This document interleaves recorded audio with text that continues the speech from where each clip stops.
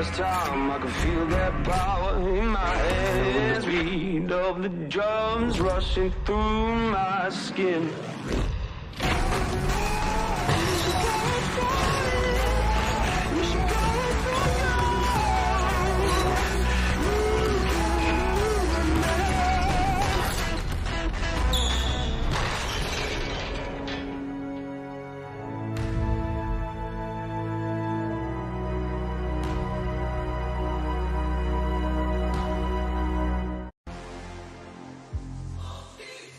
A Leicester-London doubleheader on the biggest stage.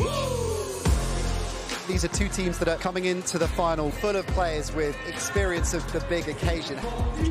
Strings another triple! Two fascinating cup finals coming your way. Leicester looking to defend their BBL Cup title against the London Lions. Our title, and we're going to keep it that way.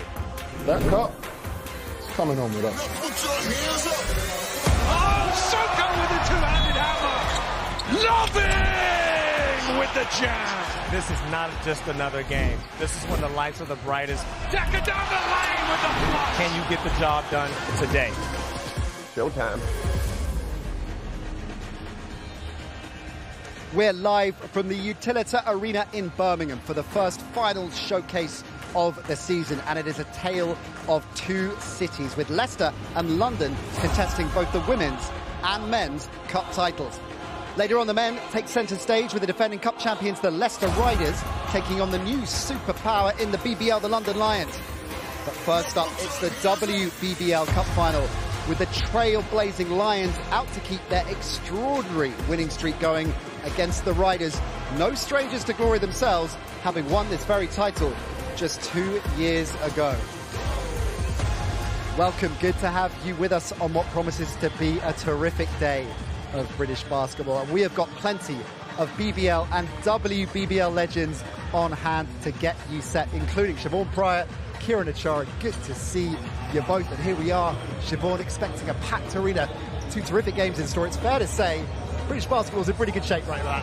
It is in pretty good shape, and it's just getting better and better each year. We know this arena is going to be packed. There'll be 8,000 in here for the men and for the women's finals. Exciting times ahead. Not just the men's and women's finals, the dunk contest. Small matter of that at half-time. Last year, you cried off, Kieran. Any chance we're going to see you out there this year? You know what? I wish they had the dunk contest when I was playing. You know, obviously I would have been one of the ones showing all my moves. But no, in all honesty, from an entertainment perspective, it's a great spectacle. We can still work on that Legends dunk contest. We will talk about that. As a former winner of this very title, how important a milestone is it in a player's career?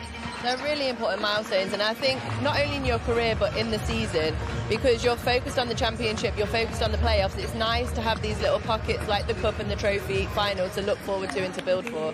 Now, London, they're heavy favourites in the WBBL Cup Final. They're on this extraordinary run, 50 straight wins domestically, which, forget British basketball, is an incredible run in British sport. It is truly inspiring. You know, watch what they do night in, night out, having that ability when they're up, winning games big, to stay focused, to still give their absolute all in every single game. It's an unbelievable achievement. But Leicester packed some punch. They've only had one loss this season. That was to the Lions. They're second in the table, former winners of this title. So they will come here thinking they've got a big chance. Yeah, definitely. I mean, you know, they're the underdogs. We know they're the underdogs. They do too, but they will not play like that. They will be ready. Coach Krumesh will have them ready. He's a good coach. They stick to the game plan. I think they're the best team to challenge London. These two teams, the two most recent winners of the WBBL Cup. Last season, London put on a dominant display to blow out the Eagles by an astonishing 40 points. Azania Stewart taking MVP honours in a performance that included 20 points and 6 boards. And of course, it was the first trophy in what turned out to be a clean sweep for the Lions. Year before, it was Holly Winterburn who starred in that 2021 win for Leicester. She's with the Lions now, of course. Their first BBL Cup win. The Riders blazed into an early 11-zip lead. Seven Oaks never fully recovered from that. And Holly was MVP that day with a near triple-double, 78-67, the final. In terms of how these two teams made it here today to Birmingham, well, London hammered the Sheffield Hatters in their quarter-final before beating one of the WBBL's most successful teams, the Seven Oaks Suns, on their home court in the semis. Leicester won away at the Nottingham Wildcats in their last 8 matchup before winning a home semi-final against the Essex Rebels. Fair to say, both teams largely untroubled en route to this final. So 2 teams very used to success, some key protagonists on show this afternoon. We caught up with some of them before today's game. For the Leicester Riders and WBBL Cup Final. Cup Final, Media Day. Action. I mean, we have a lot. We have like our shooter Holly, and we have Kiki all around for us. Our go-tos on the inside are like Kiki, and from the perimeter we look to Holly and Kat to like knock down those threes. I think I bring a little bit of everything to the team, whether that's scoring, getting assists, rebounding, being a leader, just a little bit of everything. The go-to players on this team, if we need a bucket, it's Ash or Oleana. They've been great scorers for us. Definitely down the stretch, I say Aliana would be one of our go-tos. I mean, I can handle the ball, run the offense, score it. I'm a vet on the team, so I definitely think I bring quite a bit more experience than a lot of the other girls. And then just being a big that can shoot as well. To get back in the final is so important. It's one of our team goals this year, so to make it there as an athlete, as a basketball player, these are the moments that you want in your career and play for. Personally, I think being in a final is a huge achievement. It's something that every player wants to do. We get to prove to ourselves and to other people watching where we stand. I think we're very proud that we have put in a lot of work in the WBBL. I don't think it will necessarily add pressure because, like I said, like we have players that have been there, done that before. But it will just add atmosphere and give us momentum and it's fun. Like it's so great to play in front of a crowd, and you know it's huge for British basketball. So I'm looking forward to it. I'm really excited to play in front of that fan base. It's always a little hard at the beginning. You have those nerves, but overall, that is why we play. We want to play in front of people, so really excited for that. Obviously, Leicester are a great team. You know, they've built another good roster. We have to focus on Hannah Robb. She's going to be dominant and ready to play us. London Lions are, I think, the deepest team in the league. They've got GB players that are coming off the bench, and we will be going in as the underdogs, but we got to go in with the belief, knowing that we can beat them. We are really going to have to be at our best. Playing against a former coach, it'll be really interesting because obviously he was my coach when I was younger, so now he's going to scout against me and I'll see what he comes up with. But for us, it's always going to be London Lions versus London Lions. Like if we play the best we can, we're pretty unstoppable. It's great that both finals are between the same clubs. Leicester London, like that's an awesome rival to have. There's a real clash of the titans at the top, you know. Leicester Riders is a program, they've been a powerhouse for like years and years. But I think London now are the big dogs in town and we're the ones to beat. So I think London are on top and it's Leicester's opportunity to show what they can do, but they've got to knock us off the top. Players warming up behind us. You've been in that very situation. How are you feeling, 15, 20 minutes before tip? The worst is when you're in the locker room because you're thinking about everything that could happen, might happen. And when you hit the floor in the warm-up a little bit, but as soon as the ball goes up, as soon as it's tip-off, you're just focused on what you have to do in the game and focused on the game plan. We've talked about this London run, and it's clear that they are the dominant force in the WBBL right now, and likely to be for the next couple of years. Are Leicester the team most likely to force a clear rivalry, do you think? I think so. I think, there isn't a clear rivalry, like you said, right now, but this is definitely the team to make that happen. They've got veterans on their team. Ashley Arlen, she's been in this position before. And they've got new players on the team that are ready to show what they're about. Aliana Squires, she's been out for a little while and now she's back on the court. So she's ready to be on the big stage. And I think out of all of the teams in the WBBL right now, this is the one to challenge. Kieran, there's no doubt the pressure is on London's shoulders, both internally and externally. Everyone expects them to win today. Internally, they expect to win. That's not a straightforward thing necessarily to deal with, is it? Definitely. I always look at the start of the game. How do the teams come out? It's quite a difficult place to shoot, this neutral venue. So hopefully the Riders got off to a great start and really kind of put the pressure on London. They are the 1 and 2 in the WBBL league table at the moment. And the stats back that up. The Riders, well, they're going up against the #1 scoring offense in the WBBL by some margin. To put that in context, London averaging 97.7 per game. Leicester They're third. They're averaging just over 80. So it's a big discrepancy there. What kind of game, looking at that, Siobhan, offensively will the Riders try and play today? I think they're just going to try and play free and play in the open court. I'd be surprised if we don't see them play up-tempo. That's how Coach Krumesh likes them to play. And I think they just have to focus on playing their game, really. Just like London are going to focus on London, Leicester have to focus on Leicester today. Strength and depth abundantly clear for the London Lions. When you look at the bench point, it's almost 38 averaging from the rotation. How big an advantage is that going to be today? That's what, when I look at the fourth quarter, I say that the strength and depth is what usually takes its toll on the opposing team. London's depth is going to be a real advantage to them. It'll kind of wear down the Leicester Riders. A 2-tip in our first live game of the finals double header. Next up, we're going to take a deeper dive into both camps, profile some of the key players we expect to be starring this afternoon.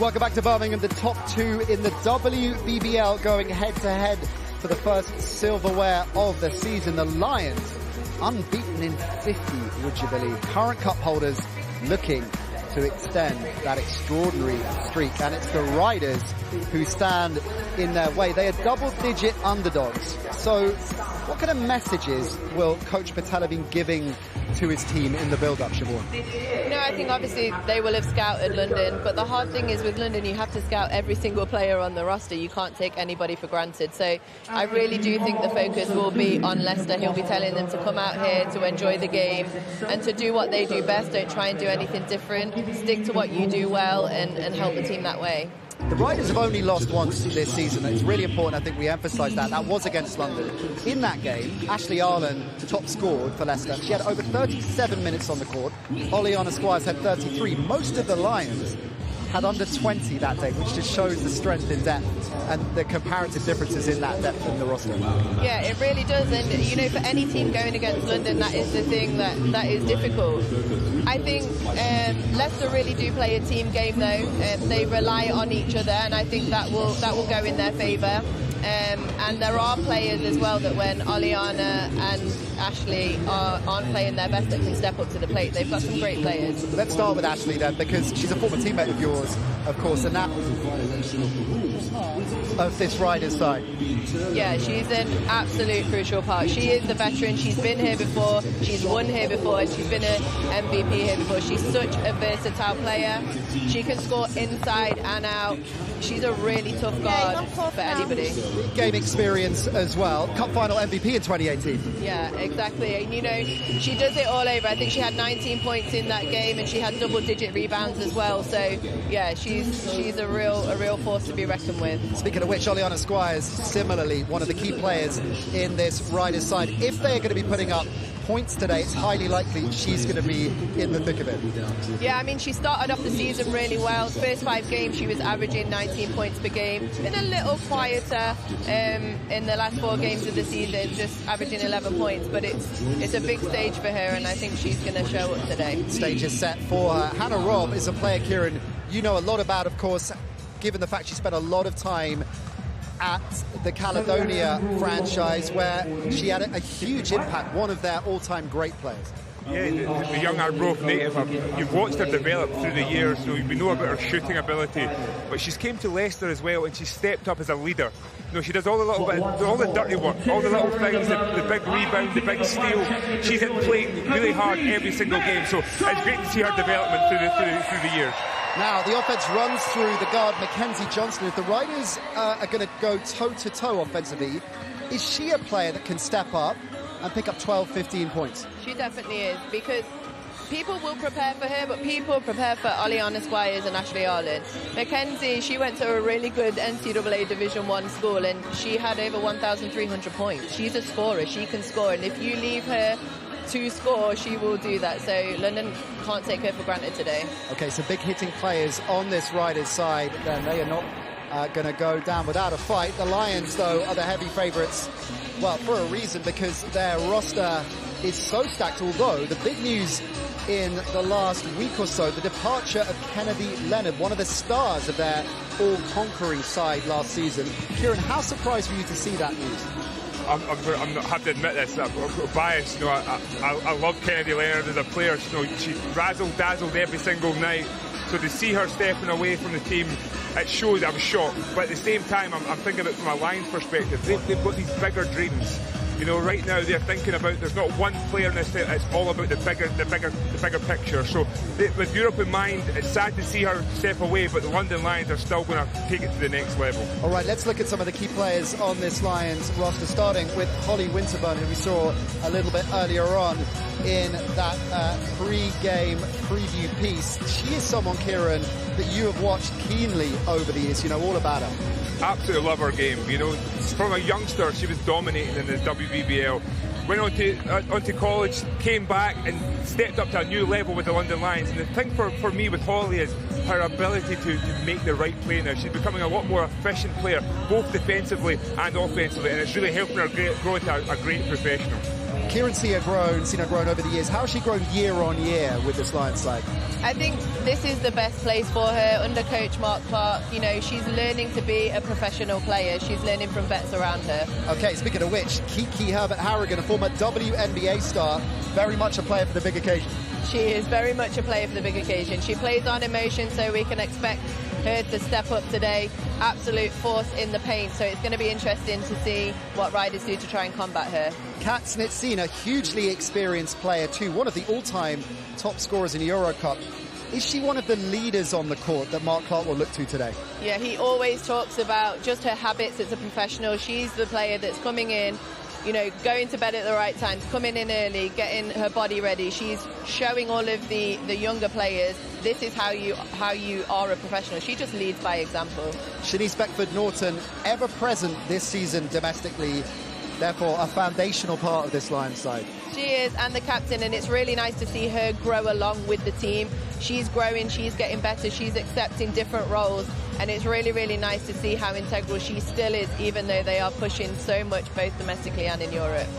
Okay, some of the key players then on both sides in our first game, which is getting close to getting underway here in Birmingham. So let's check in for the first time today as they help us welcome the players onto the court. A very good, almost afternoon to Ant Rowe and Dan Rowledge. Yeah, it is almost afternoon. Good afternoon, everybody at home and to Nat. And you've been out on this court. You've had some great moments out on this court. 8.5 minutes to go to tip-off. What's going through your mind as they're going to these team introductions? You just want things to start. You know, you've had the adrenaline building up now all week because the media, the practices, everything has led to this day. So you just want tip-off to come and hurry up and get here as quickly as possible so you can do what you're supposed to do, and that's play basketball. And you've been on the opposite side of going into a game as a big favourite, going into the game as a big underdog. Let's talk about Leicester first of all as the underdogs. It feels like it's a free hit for them because nobody really expects them to win this game. So does that take the pressure off them? I think so, and I think that's the mentality you've got to have. You can't, come in here thinking, oh well, but have that mentality like, look, we're going to try and win this. If we don't, no one expected us to, but let's try and surprise the world.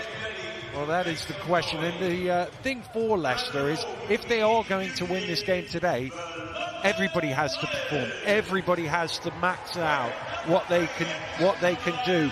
The three-point shooters have got to knock down the open shots. The rebounders have got to rebound. Everything has to go to plan.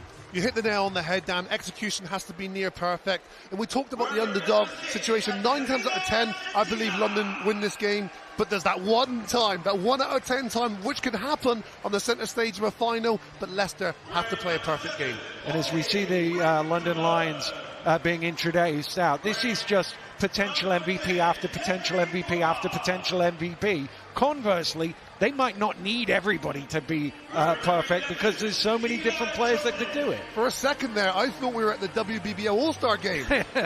But you're right, Dan. There's so many different weapons that they have that can hurt you. But it's the same thing for London, and Coach Mark Clark will be hoping that his team are focused as well. When you are on the top spot, you're gonna have targets on there wanting to knock you off. So there has to be a level of focus here on this London Lions team, just so that it isn't close going into the fourth. And in many ways, he's the perfect man for that job. He's been coaching in finals since the 80s. He knows British basketball inside out, but he's also that guy. There's no plays off. You don't get to rest. Even when they're winning games by 78, as they were last week, they're getting offensive rebounds on the final play to push it to 80. That's a mentality that comes down from him. There is no second best allowed at any point. It's always maximum effort. No, I think you're spot on there, Dan. And you know what? I think them being knocked out of European competition actually is bad news for the rest of the league. I think they'll be that extra bit sharper now, knowing that if they're not going to perform, then they could lose. And this is a team here that won all 4 competitions last year. The expectations are exactly the same this year. Well, yeah, exactly that. Because they got knocked out of the Euro Cup, their focus comes right back, laser focus onto these 4 trophies and defending all of them. And the Leicester Riders bringing out their team now, and they've talked about the key players. Ashley Arlen, having been an MVP both of the league and in finals as well, having experienced this court, this atmosphere, played in the big games, her performance today is going to be vital for the Riders. 100%. A lot is going to have to go through her. BBL Cup MVP back in 2018. So this clearly is, she's not shy of the centre stage, and she has been prolific so far this year. But when you look at that roster, they've got other pieces to the puzzle here. When you look, they're only second to London Lions. There's a reason why. This is a well-constructed team. Yeah, that's the thing. We talk about massive underdog. This is a really good squad of players. They're just up against an even bigger squad of quality players, but they are going to need the likes of of Rob and Squires and even Ashley Olin herself as well to hit those 3-pointers. Yeah, and you need players to step up and be heroes that perhaps you weren't expecting to get a lot of as well. And I think Fiona O'Dwyer is one of those ones as well. She has a great resume, played all across Europe, has WBBL experience in herself. And look for Mackenzie Johnston. She is that triple-double threat that can change a game on its head. Well, the two teams have been introduced, and the coaching staffs will shake hands and go back and get ready for this game. Let's go back to Nat. Thanks, Dan. We've just seen both coaches. Let's hear from them now ahead of today's game. Drew caught up with them a little bit earlier on. Coach, big stage, WBBL Cup Finals. Describe the moment. It's excellent. You know, it's a great occasion for the girls, a great occasion for basketball, for women's basketball, to be at the arena in Birmingham. You know, it's going to be a really cool experience for the players, and it's a good game against a really good team. Former WNBA and GB internationals throughout the roster, your assessment of the Lions? Lucky for them, right? Everyone wishes they can have that kind of roster, but when you have that money, excellent for them. But, you know, we're going to do what we can do with what we've got, but excellent for the league. 646 days since their last domestic loss. What's been your message throughout the week? Enjoy it. You know, we can only control what we can control. We have a great group of players that enjoy the environment around them, and you know we're ready for the challenge against anyone. You know, so London is next up for us, and we're going to do what we continue to do and see if we can catch them. Hopefully they have a bad day, right? And speaking of the challenge, despite the huge size discrepancy, how will the Riders cause the upset? We're going to play with tempo. You know, we're going to push the ball. Okay, we're going to play free. You know, for us to beat them, it's going to take a team. You know, we're not relying on individuals. We never will rely on individuals. But if the team can play together for each other, who knows what can happen on this day. Thanks for your time, Coach. Enjoy the moment. Thanks. Coach, another final. What's special about the Cup? I think it's a British thing. You know, cup competitions, you know, are a thing that just excites crowds. You know, one-off games, winner takes it all. So it's not like you got a chance to come back. You know, in a league game, you can always reverse it on the reverse fixture. This is just like you got to win, got to get it right on the day, and for any team to have a shot. 50 games unbeaten now. How can you continue to rise the bar? I don't have to push that too much. The group we've got, I keep pushing the bar. We've just had our best week in practice all year. The level in practice, we practiced at the Copper Box before the men's European game all week, and then that atmosphere was great in practice, the best we've been all year. So they drive the level, not me. What's the identity of this talented Lions team? That's a great question. What's the identity? I think the great thing about this is we have multiple identities in the sense that lots of different people bring what they've got to the group, and therefore, you know, we are a sum of the parts is greater than anything else. And but you only have to look at Shanice Norton. She's the leader, the captain, and in the way that she holds this group accountable, what she expects. I mean, she's really taken that role on to another level this year. Kieran, how key is it that the Riders keep it tight in the first quarter to build that confidence and belief today? Yeah, I think it's really important. I thought Coach Kermesh was saying up-tempo game. I actually thought they have to find a way to stay controlled, but be aggressive at the same time, but protect the ball. They cannot cause turnovers to allow London Lions to get in and run. Yeah, it sounds like a high-risk strategy. What are the keys to the game, Siobhan? How will this be won and lost today? I think, you know, definitely controlling the tempo of the game for Leicester. Like Kieran said, they just have to protect the ball. They have to make the most of every single possession they have. They got to protect the paint. If London have a weakness, they are third in the league in three-point percentage, so force them to shoot from the outside. And yeah, I think they just have to put 40 minutes together. All right, we shall see if they're able to do this, that and keep this one close. The first silverware of the WBBL season will be sorted out over the next couple of hours. Will it be the all-conquering Lions or their closest rivals and former winners, the Leicester Riders, taking the spoils? Tip-off is coming next. It's the Leicester Riders versus the London Lions. Here's Beckford Norton, strings the three. Right here on Sky Sports.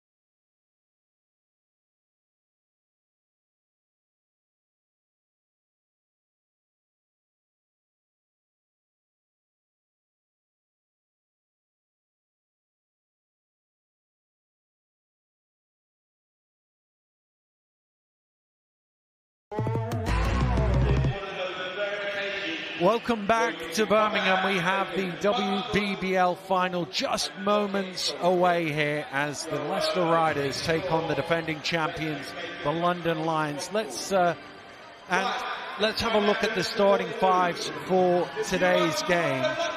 And as we look at the Leicester starting five, we talked a lot about Ashley Arlen needs to be at that MVP level. Hannah Robb shoots 40% from three. If she can have one of those games where 6 or 7 of them go in, that's the thing. Great thing about Hannah Robb, the GB international, she shoots the ball so well, but she brings an abundance of energy, a fearless mentality, and she'll have to lead from the front. And as you say, Dan, Ashley Arlen will have to produce MVP numbers in order for her team to stand a chance today. And at the other end of the floor, obviously, Holly Winterburn came up through the Leicester. We first saw her at the WBBL stage playing for the Riders, going up against her old club here today. Holly is so dangerous because she's a 6-foot guard. It's like a 6'9" guard, a Stan Decker, who we're going to see the game after. She's so difficult to stop, and you've got the veteran in Zania Stewart, but you've got Herbert Harrigan, WNBA first round pick that can hurt you in multiple ways. Well, as you say, you look at that starting five, and you could say any of them might be the MVP come the end of the game. We are underway here in Birmingham, and the favourites, the London Lions, will get the opening possession. That's knocked away, so they'll get it from the end.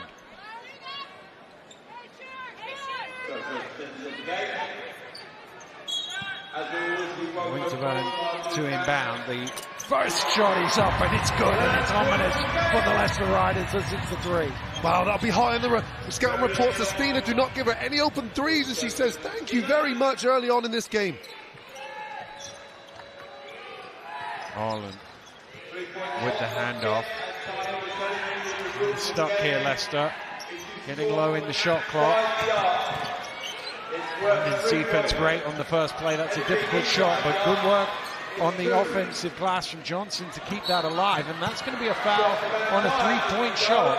So it will be 3 free throws for Squires. The body language and structure there looks a little bit tentative there from the Riders, but good energy from Mackenzie Johnson. Now look out for her, because not only does she control the offense, she'll give you those 7 rebounds and contribute points-wise. But no, it's a good second chance opportunity here for Oleana Squires to knock down some free throws. Maybe not quite enough movement of the ball there for Leicester in that opening play, but it could be nerves. You're on a big stage.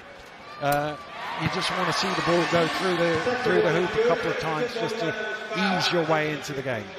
Oh, I remember my first final with the nerves, exactly what it was. So you're right, you want to settle into this game as quickly as possible, and 3 free throws in a row from Oleana Squires will certainly help them do that. Part of me wants to ask you how that first final went, Ant, but I actually know. Let's focus on today, Dan. Yeah.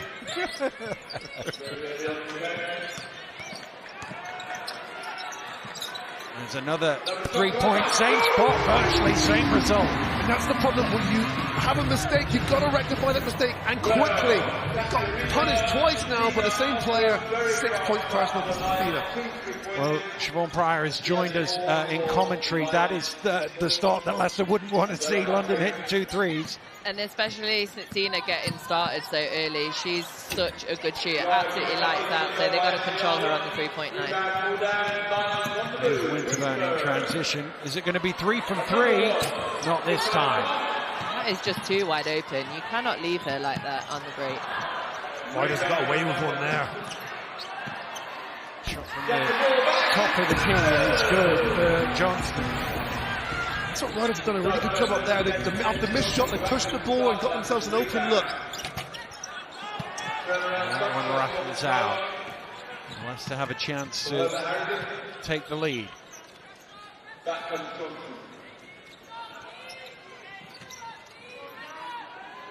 Here's Arlen. Back to Squires.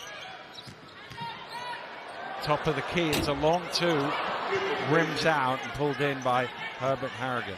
Again, it's a stagnant offense there. They're relying on Oleana Squires to create what she did for herself there, but there needs to be a little bit more movement, making that London Lions defense work harder. Winterburn with the drive and kick, gets it back in the corner for another 3. And one doesn't drop. And that's the difference. That shot for them was just so easy, just because of the movement. Squires under pressure. On cutting to the hole. What a block! And then out of here. Herbert Harrigan with a monster block. Harlan misses the three. Wow, Herbert Harrigan making her presence known inside. We've seen highlight after highlight of her this year do that to multiple players across the WBBL. And she is at the offensive end. That one rims out. Brown with the rebound.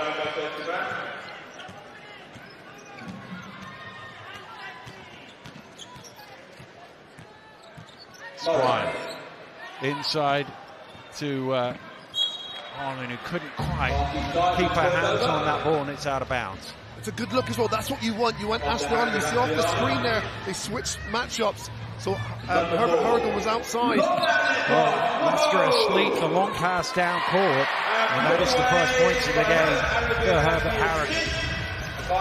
And that's focus. You've got to remain focused at all times, and breakdown of concentration there, and Herbert Harrigan punishes them.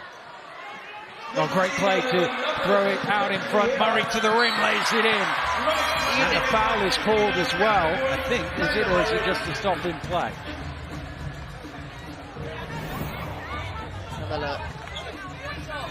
Basket is called, and a foul on Squires, so it'll be a bonus free throw coming. But that's smart play to throw it into the front court and hope somebody will go chase it down. Yeah, I mean, she is really showing her veteran leadership here. But we know she can shoot lights out, but those last two plays, recognising, seeing the back of Leicester's heads from the sideline, passing that ahead, and then that second one, save it. Not only did she save it out of bounds, she saved it purposefully out of bounds. And these cup finals can come down to the smallest of margins, and the Riders have to figure out a way now to respond quickly. There's been errors now made by themselves that London Lions have been able to punish, whether that's mismatches or lack of matching up on defense, or just a simple turn of the head. You've got to be that 1-2% sharper in order to compete with a team like this. And I think you have to be sharper all the time, because that wasn't a bad start. 6-5, that's not a bad start in the first few minutes. So, you know, Leicester would have been happy with that. But like you said, as soon as you switch off, London are going to capitalise on that. Well, Nat touched on it. The volume of points that they score, London, 98 nearly points per game that they score. They're potentially going to have 11 if this free throw goes in 4 minutes. Leicester won't win this game 99-98. They've got to somehow slow the London offense. Yeah, they do, and you have to do that by focus in every single moment of the game. It's a different level of focus. Riders did a really good job of that in league play. It was 74-58, so they did a tremendous job to get them more than 20 points below their average, but it still wasn't enough. So that's where, again, you have to, I would want to slow this game down as much as possible. I wouldn't want to compete against this team on a scoring battle. And I think that's one thing we talked about in the show. Coach Krumesh wants it to be up-tempo, but I think that's because he wants them to play freely, and sort of the question from us was like, is that the right thing to do against this London team? They run so well, but we'll see. Well, coming out of that timeout, he actually just got a warning from the official, Coach Patel. So he must have said something to them. And that was a pleasant sight for him to see.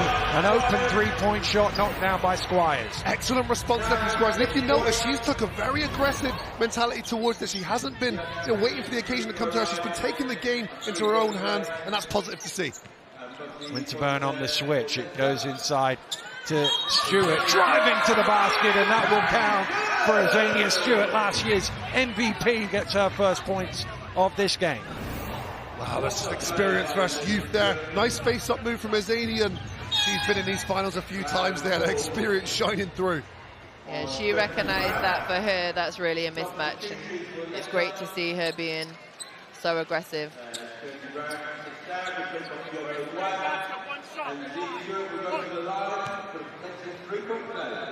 Azania Stewart, of course, retired, and what a shame that would have been for the British basketball as a whole, but thankfully she decided to come out of retirement. And who was her club? The Leicester Riders, to rejuvenate her love for the sport. First 3 points of the game for her. She didn't miss a field goal last year, set a record 9 for 9 on her way to that MVP award. Squires driving in his block, but there's a foul call first. I think it might be Stewart rather than Winterburn, and it is 88 that's shown to the table. I really like Oleana Squire's start to this game. While all our teammates are trying to figure out and be comfortable with their surroundings, she is just doing whatever she can to stay aggressive. Brilliant start from her. I think that's the thing with her as well. You have to respect her shot, but she's so aggressive going to the rim. Azania did a good job off of the ball screen, trying to contain her hand high, but she's really strong going to the basket. It's hard to keep her in front. Toback checking into the game for the first time for London.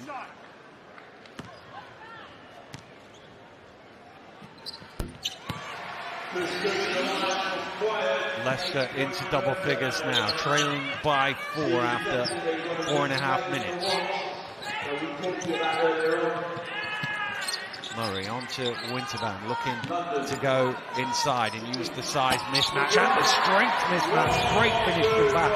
That's humongous damage against the mismatch. Too powerful, too strong. Good finish. There's a reason why this team is so dominant in the paint, because everybody, you know, even Holly, guards, everyone can put someone on their back and score inside. Murray called for the foul. Just a little grab of the arm of O'Dwyer.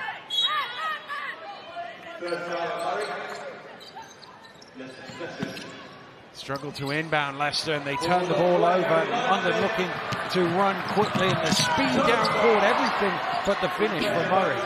Squires did great to just get back and then put a body in the way to put Taylor off there.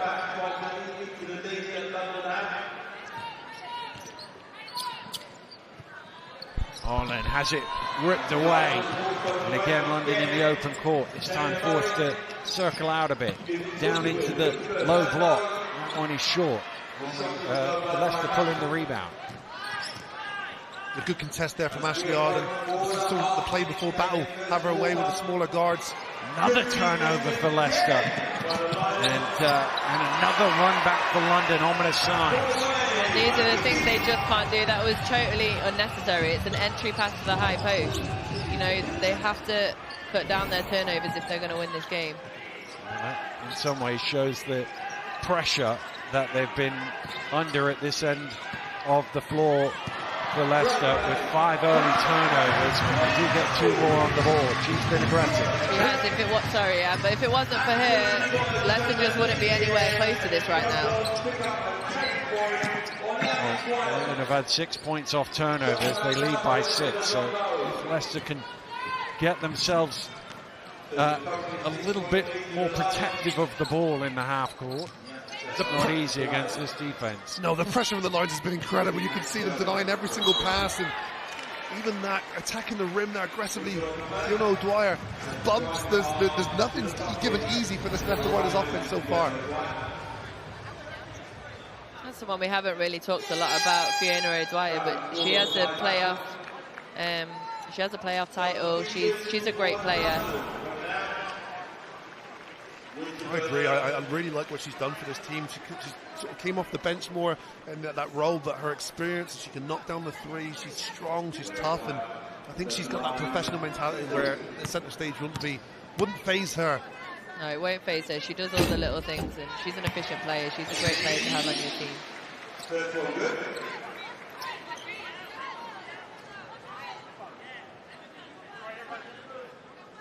Not a discussion about Leicester's defense. I'm just wondering whether they might be coming with a bit of full court pressure if this goes in. Yes, they are.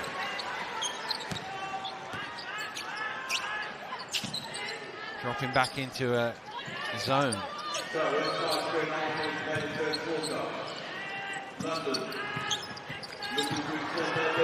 Spin into the paint. Tough shot. Nice bobble in. Incredible shot there. What excellent ball movement before that. You see the pass kick, and then the penetration there from Vol Pal at the end with a beautiful shot. Yeah, great defense from her as well.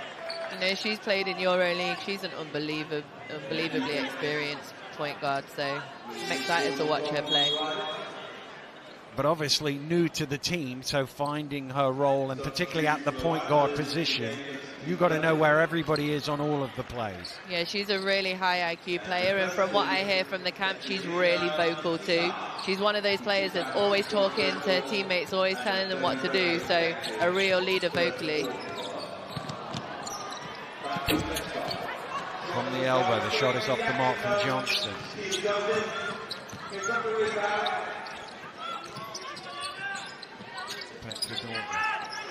Pass from Joseph is a little high and goes straight out of bounds. That's what I love about Hannah Robb. You see that she is significantly undersized then against a very good Kiki Harrigan, but she finds a way to do enough to put the passer and the recipient off and results in a London Lions turnover.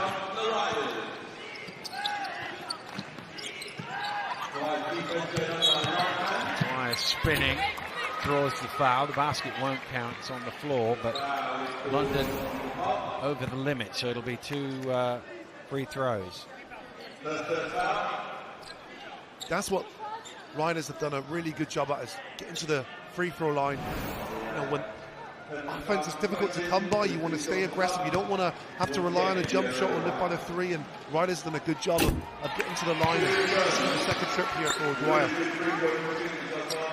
Riders making the first free throw to cut the gap to 5. It's 15-20 the score in favour of London. 2.5 minutes to go here in the first quarter. All the pass thrown, miscommunication, turnover, chance for Leicester maybe to get some points off turnovers. 2:20 to go in the first. Johnston under pressure, knocked out of bounds for a Leicester possession. 14 on the shot clock, 2:11 on the game clock, and it's a 5-point London lead. Good work there from Emma Fee to battle inside to get a team another possession here, a fresh 14. You know, I think for Leicester, a 5-point deficit is not bad, but we really haven't seen them in their stride of their offense yet. It's a little bit bitty, it's a little bit individualized right now, so I'm sure we'll see better as the game goes on. Along the baseline, trying to find some room, crowded out of it by London. 2 minutes to play here in the first quarter. 15-20, London lead. Oh, nice pass. That's a super assist there to stretch the lead to 15-22. That's what good, experienced point guards do. They penetrate, they suck the defense in, and a nice drop-down pass there to Battle. An experienced Battle as well. She was looking for that the whole time. Squires loses the handle. Minute and a half to go. London trying to race down court, but forced into a half-court set. Joseph hands off to Beckford Norton, takes the shot at the top of the key, back iron, Leicester with the rebound. 1:10 to play. Again, Rob going straight down the middle, but tipped out of bounds with 1:05 to go, 15-22. Just too much sideness for Joseph. I think Hannah Robb's doing the right thing. She's attacking, she's trying to get the referee to blow the whistle, but Shaquila Joseph's just too experienced and too long. It's difficult. Makes it very difficult for Hannah Robb. Yeah, and I think, you know, those are the times maybe when you look back on those ones where you're like, maybe I should have just laid it down, brought it out, because they need a score right now. 15-22, we're inside the final minute. Good hands from Squires to poke it loose, thrown out in front, a little too far in front by Arlen. Joseph fakes the 3, puts it on the floor. What a block from Arlen! Goodness me, she came across there from the weak side. I thought it was a layup for Paige. But Ashley Arlen says no, not right now. 30 seconds to play in the first quarter. Arlen has it not loose. No way really through the basket for Sarson. Squires along the baseline, shot clock's about to expire, but they stepped on the line first, so there'll be an end-line ball to London with 18.7 seconds left in the quarter. Another strong, active defensive set there for the London Lions. Rotation's really good. Active hands in the passing lane. early on the score, as you can see, just stepping out of bounds there. Last 10 seconds. 7-point London lead. Trying to add to that. And Riders with fouls to give one there. 6.8 seconds remaining. Into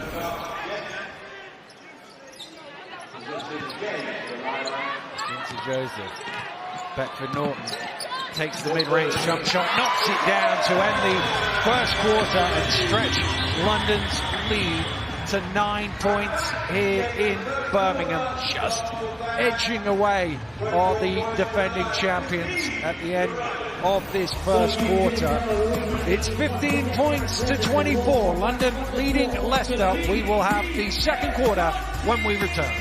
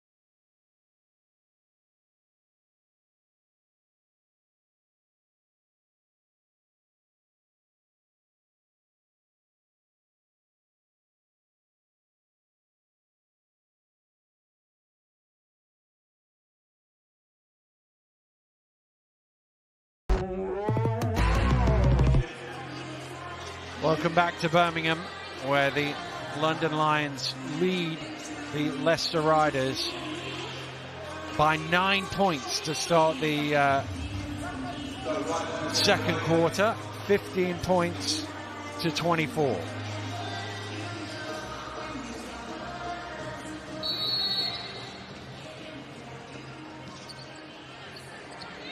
Lobbed in under pressure to Johnston. Good hands from Beckford Norton to knock that out of bounds. Those simplistic plays just grind you down, that always denying. You think, goodness me, I have to work so hard to just cast the basketball. And London Lions done a superb job of that thus far. I was going to say exactly that. I think sometimes people look at great players and they think, God, you know, they must be amazing. They must do things that the rest of us don't, and they do. But it's things that the rest of us could do if we were focused all the time to do it. It's those little things that set them apart. Cuts the gap to 7. And that is, what, 8 points now. She started hot, didn't she? And she's someone who can carry that on throughout the course of the game. So, you know, figure out a way here to mitigate her.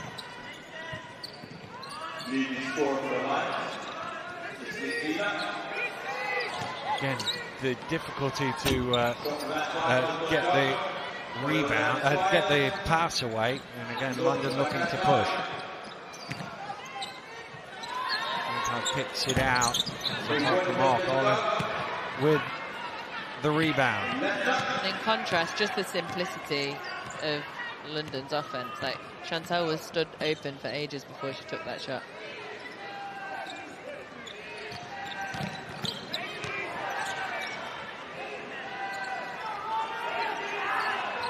Into Ireland, but there's not much time to work with. She hasn't really had any easy touches of the ball at the offensive end. No, she hasn't, Dan. They've done a superb job of just denying her. A couple turnovers have resulted in the Riders trying to feed the ball to Ireland, which they haven't been able to consistently do yet. 3 3-pointers now for Christina. It's just too much room. Like when you're guarding an elite level shooter like that, you have to as soon as she catches it, you're bodying up. You have to make her put it on the floor. Ireland looking to reply off the mark.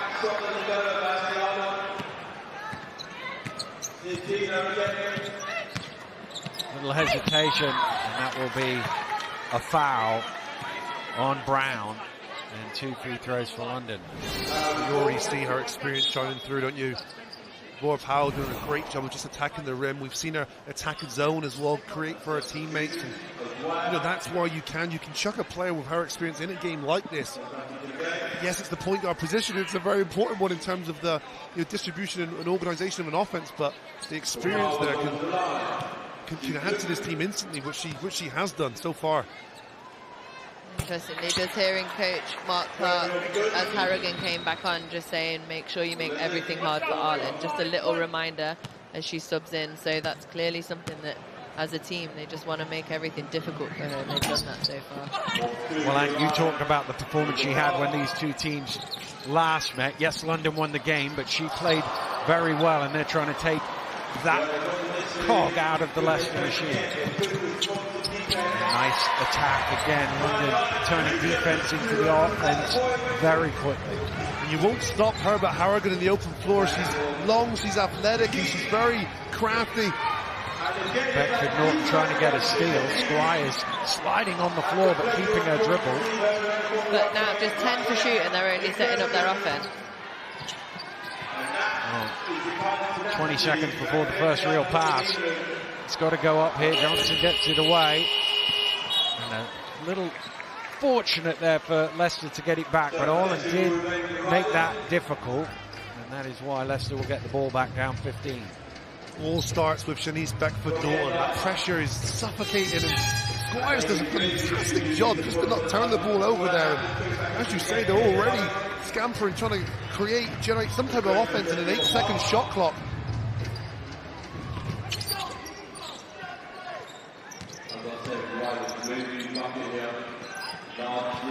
Dwyer.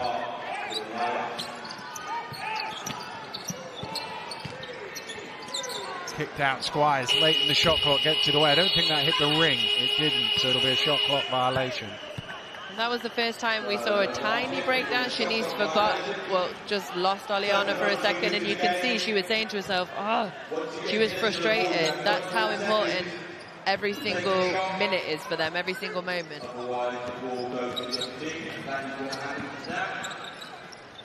Murray on to Beckford Norton, goes the opposite way to the screen, driving hard, looking for a foul and getting one. She's been superb in this game, both ends of the floor. Beckford Norton, we've seen her have these big games, haven't we, in the playoff finals, cup finals. She's the captain, she's the leader, and she's the consistent piece as well. I mean, this London Lions team, remember, it's got a lot of new faces this year than what it had last year. Even though there was a quadruple winning team, I'm sure you'd want to bring back the same individuals and do it all again. But they've upgraded and they've improved in areas. But one consistency has been Beckford Norton. It's a pretty good, consistent piece for me. And I think it's testament to her professionalism. You know, she knows what her role is, and she'll play that role no matter what coach asks of her. It's both from the free throw line.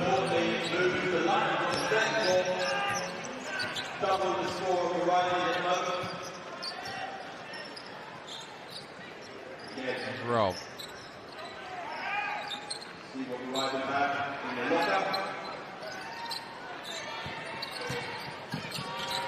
Late in the shot clock again for Leicester. Needs to go up.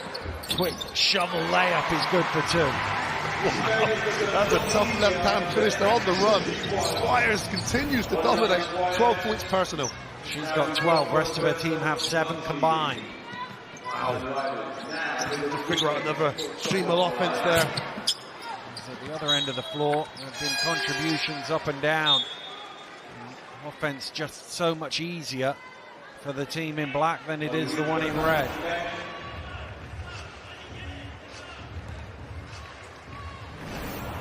Squires, on a rare occasion, getting to amble the ball with no pressure.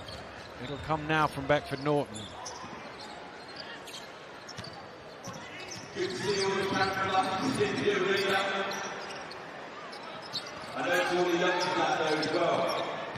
Squires, the 3, off the mark. That whole offense, they didn't get it inside the 3-point line once. It's just hard, isn't it? Yeah, it's just hard. The defensive pressure is so impressive from London.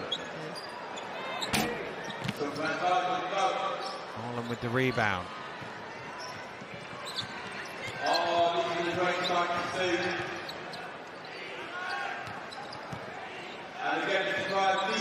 I think Squires was quite expecting that. Holland, again, they're down to 5 in the shot clock. Holland to the basket, blows the layup, and I think that's because of the pressure she's been under all game. She's finally got one decent look and then doesn't make it.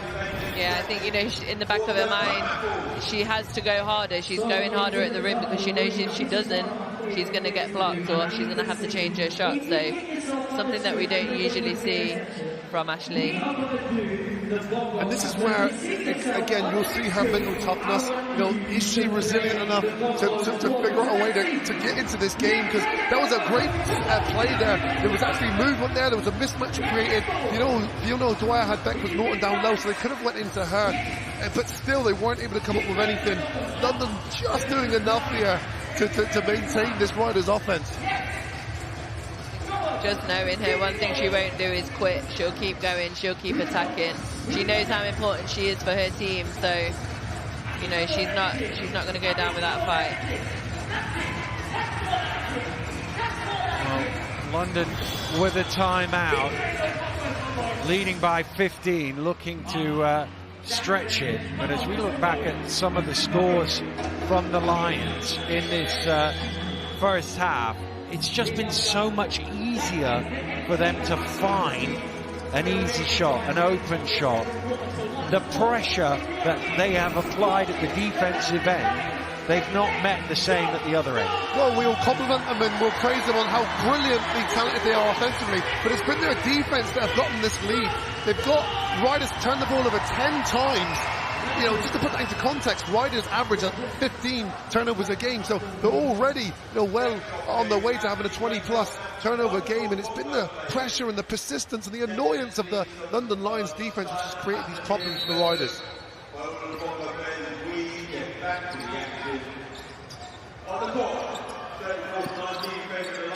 It's just on every single pass. The pressure on every pass. Holland driving hard, and he's fouled that time, and a chance for her to get her first points on the board from the free throw line.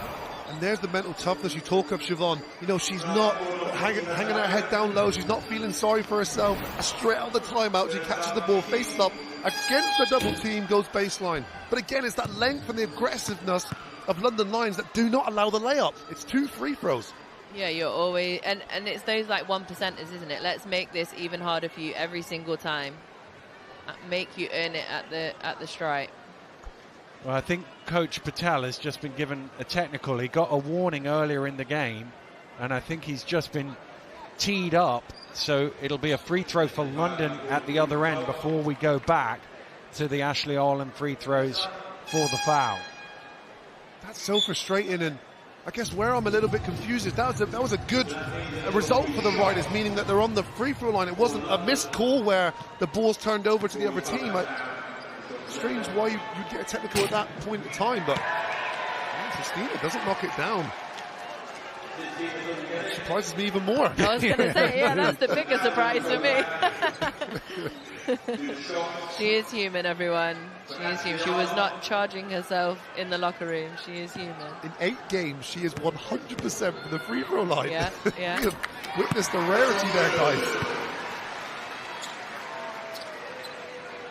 Holland on the board.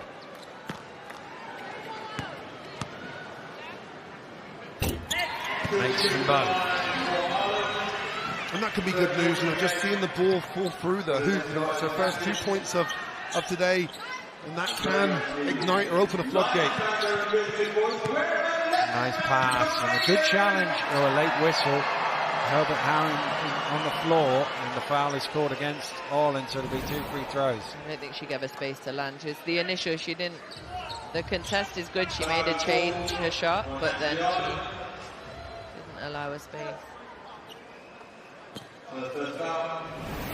Contest was a piece of the ball there. It was a really interesting matchup, those two. Both very long forwards with the versatility to hurt you inside, outside. And these are the two that we focused most on because of what the damage they've done to the remainder of the league so far this season. But it's relatively slow starts for them both. And Herbert Harrigan has 8 points. So that just puts it in the context.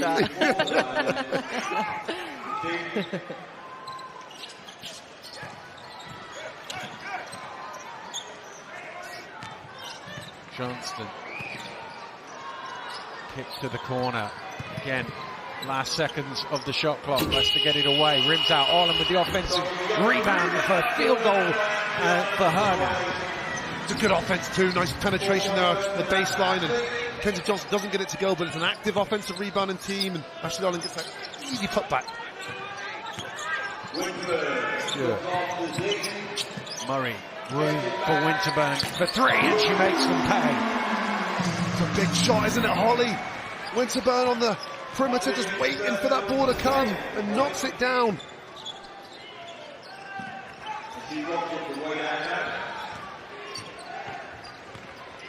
Back to Squires. Orland for 3, just short.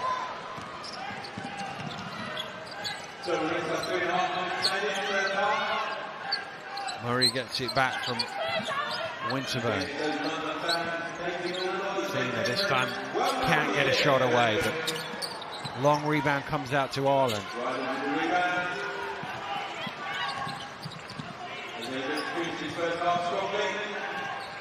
Leicester just have to get into their offenses a little quicker when they have the time to. There wasn't a lot of pressure there.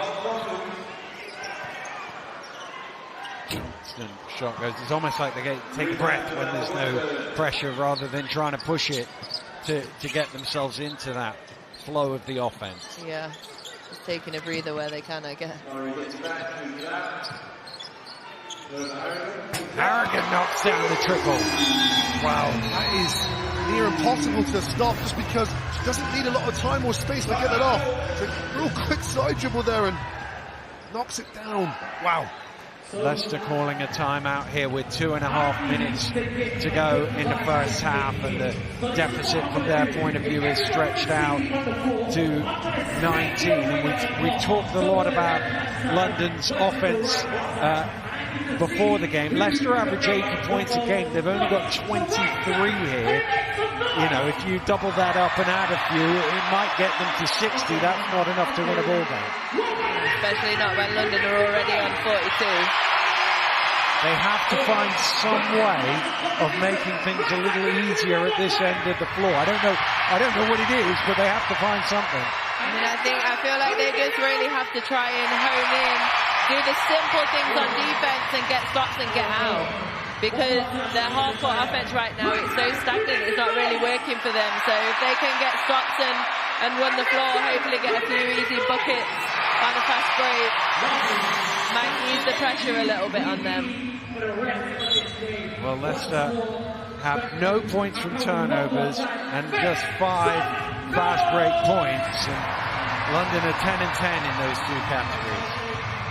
when we're sitting here discussing what we would do, you typically look at a structure for a weakness, and I'm struggling to identify a weakness because this is a London Lions team who came out here focused and they've been excellent both ends of the floor.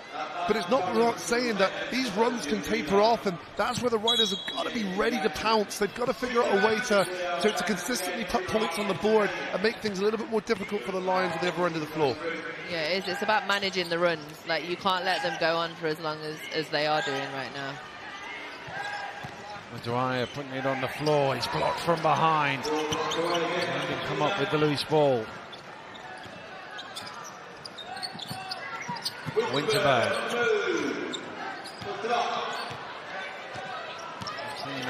Nice pass, but it's well read. Squires with the steal. And again, London get back to not allow any transition points.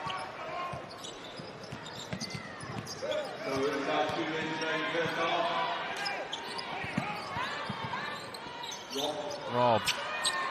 It's trapped, trying to throw it off the legs of Stewart, but ends up turning it over. There's been a few times when they're catching it on the three-point line, and they just can't get it off. The length is bothering them too, and so they're Hannah Robb taking the shot fake, trying to get something going to the rim, and they've been forced off the three-point line so many times with that. And what's been difficult for the Riders on that last offense, it's the ball was in the hands of Squires the majority of that shot clock. I think Hannah Robb caught it with 7-8 seconds left on the shot clock. It's really difficult when you've got someone who's guarding her as well, who's 3, 4 or 5 inches bigger than her. So you're right, the creativity has to come earlier in the shot clock. Well, they completely lost Joseph on that inbound, and there's another turnover. And Murray will run back the easiest of the layups. Incredible steal there. She's known for her offensive prowess. Typically in college, she averaged some big numbers scoring, and here she is defensively ripping it from Squires, who's been excellent. There's another steal. Oh, kept it in play as well, Joseph, going round the referee to keep that in. I think she fouled the referee too. There's definitely contact. That's my highlight of the game, to be honest. That was amazing. I got a bit speechless. I didn't really know what to say. Well, foul called.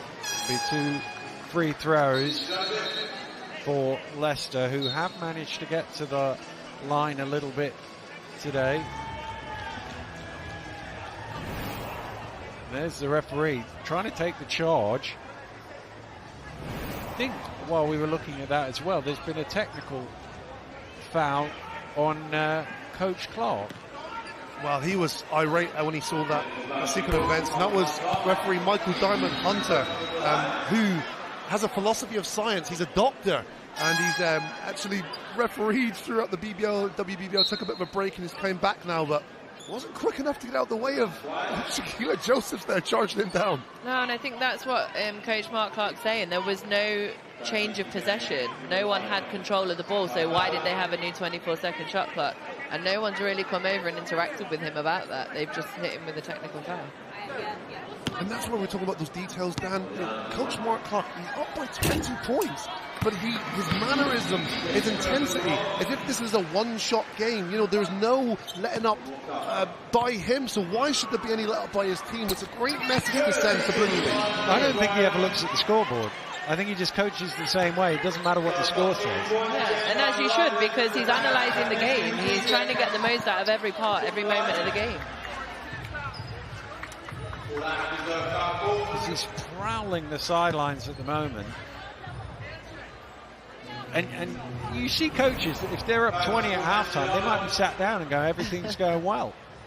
But I think, for them, one thing that they always say is they're preparing for something bigger. So, they're always trying to get their best performance out of themselves rather than, never settling for just, a 20-point lead, just a 20-point lead, but Well, he's still chuntering on about that shot clock reset. I think the referees will be glad for half time.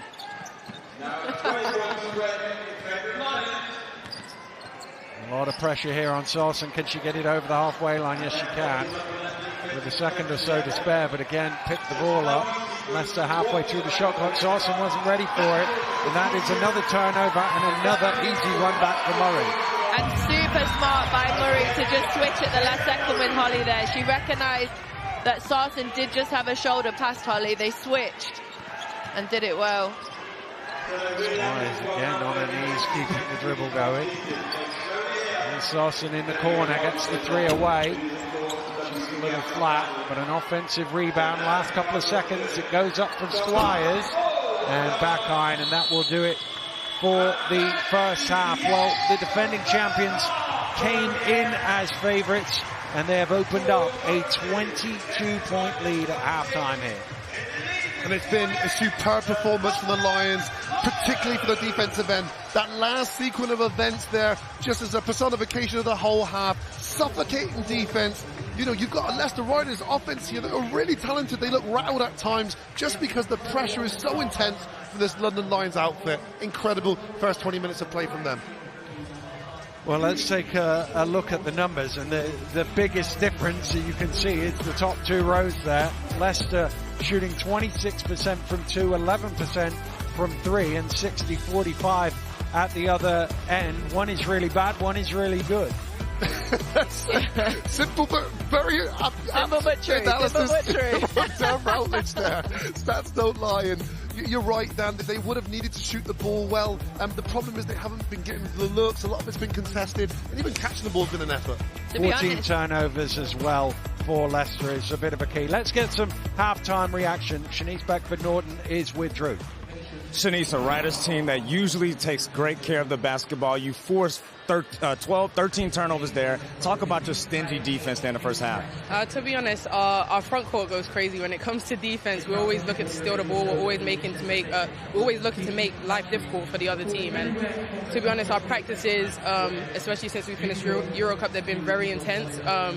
So I'm not surprised with the performance that we've put in so far. And it was mentioned in the build-up, we haven't even seen the best of this Lions team so far. So how do you get closer to your ceiling in the second half in particular and walk out of here with the cup? It's just making sure offensively we're getting the shots that everyone needs. So like getting Kat on the three-point line, getting Holly on the three-point line, getting like me, Leslie, and Taylor inside, and getting those post looks for our bigs as well. So putting everyone in a position where they're best when it comes to scoring, and then defensively keeping that intensity up, communicating with each other constantly, and yeah, just being each other's hype women. And finally, speaking of the cup, 4 trophies on last year's team, which you were a part of. How does this current squad differ? We just turn it up a little bit more, to be honest. We turn it up a little bit more. We have a lot of talent. And I think for the people that aren't from here, this is a chance for them to see what British basketball is about. Like, during the season, it can be a little bit rough, especially with all the travel and stuff like that. But now we're here, and the fans are amazing, to be honest. And that's what I was most looking forward to coming here. So allowing everyone to see that and putting on a performance for the people that came all this way to watch. Thanks for your time, Shanice. Good luck in the second half. No problem. Thank you so much. Halftime entertainment about to get underway here at the Utilita Arena, although we've seen plenty of entertainment in the first half of this one, particularly from the London Lions. Reaction and analysis coming next.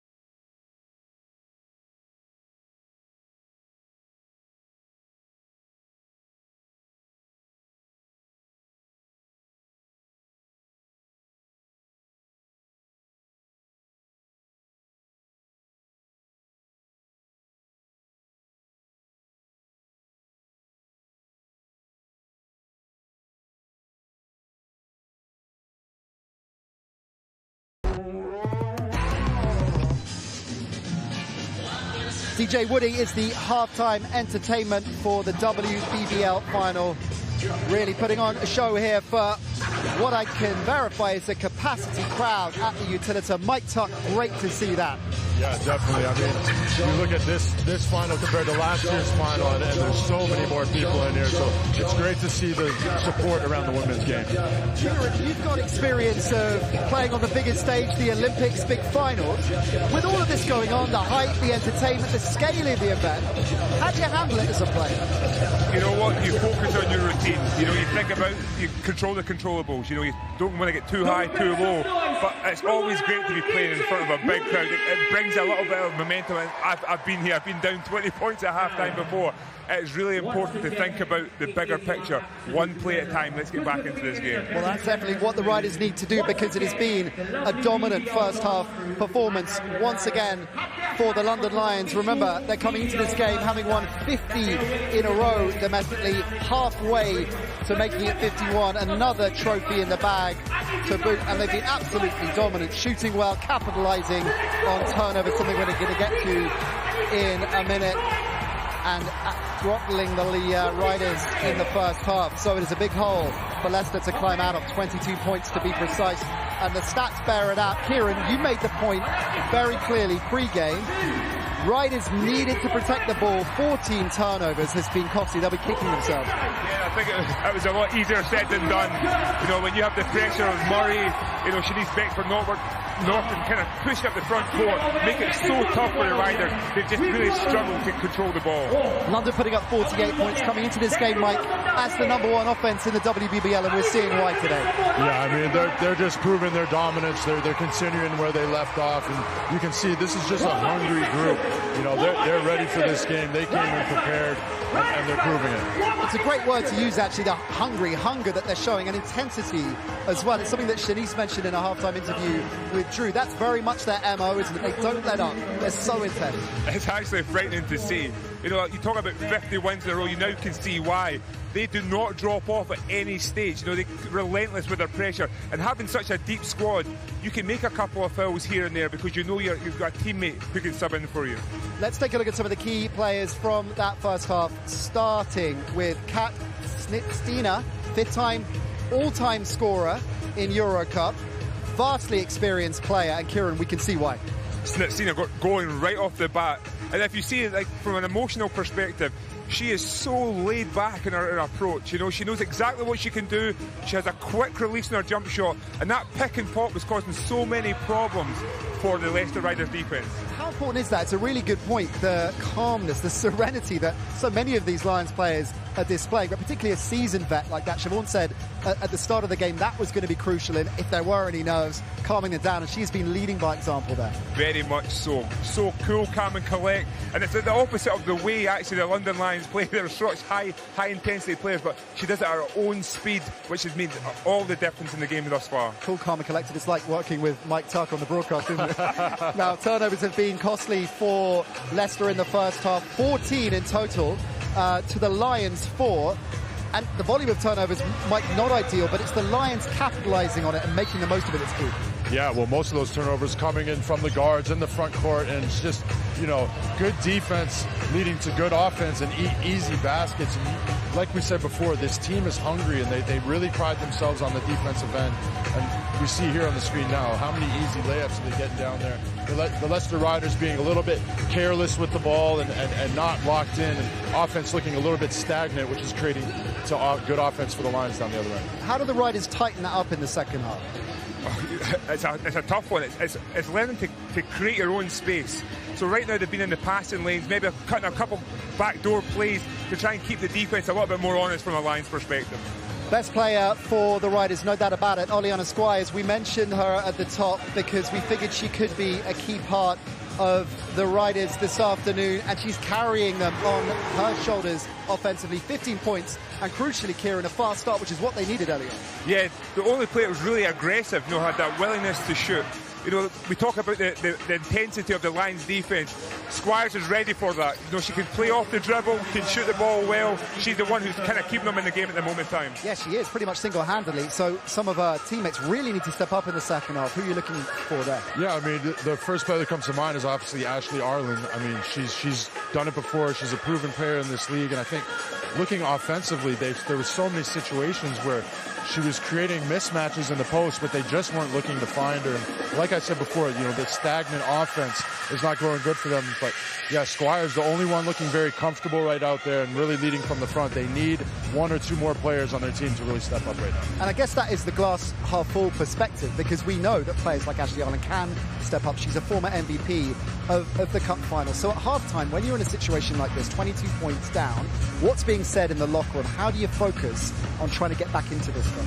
First and foremost, you have to remain positive. You have to think about the errors that you've made in the first half and how you can eradicate those from happening. So the ball pressure is one thing they have to kind of control. Like I said, looking for a few more backdoor cuts, swinging the ball a little bit more to try and get open threes and kind of go back. But they have to focus on that defensive perspective as well. You know, they have to get stops. And quickly, what's Mark Clark going to be saying to his Lions side at halftime? I mean, you don't want to look too far ahead. Just stay composed, take it one quarter at a time, and enjoy the moment. You know, we're here. This is what we play for, to get to these moments. So, telling his team everybody to enjoy it and keep moving the ball. A big occasion always leans into big-time players and a big-time team, and that is very much what the London Lions are demonstrating so far in the WBBL Cup Final. It has been a mightily impressive performance for them, which is why they've got a 22-point lead. Can Leicester fight and scrap their way back into it? We'll find out in a moment.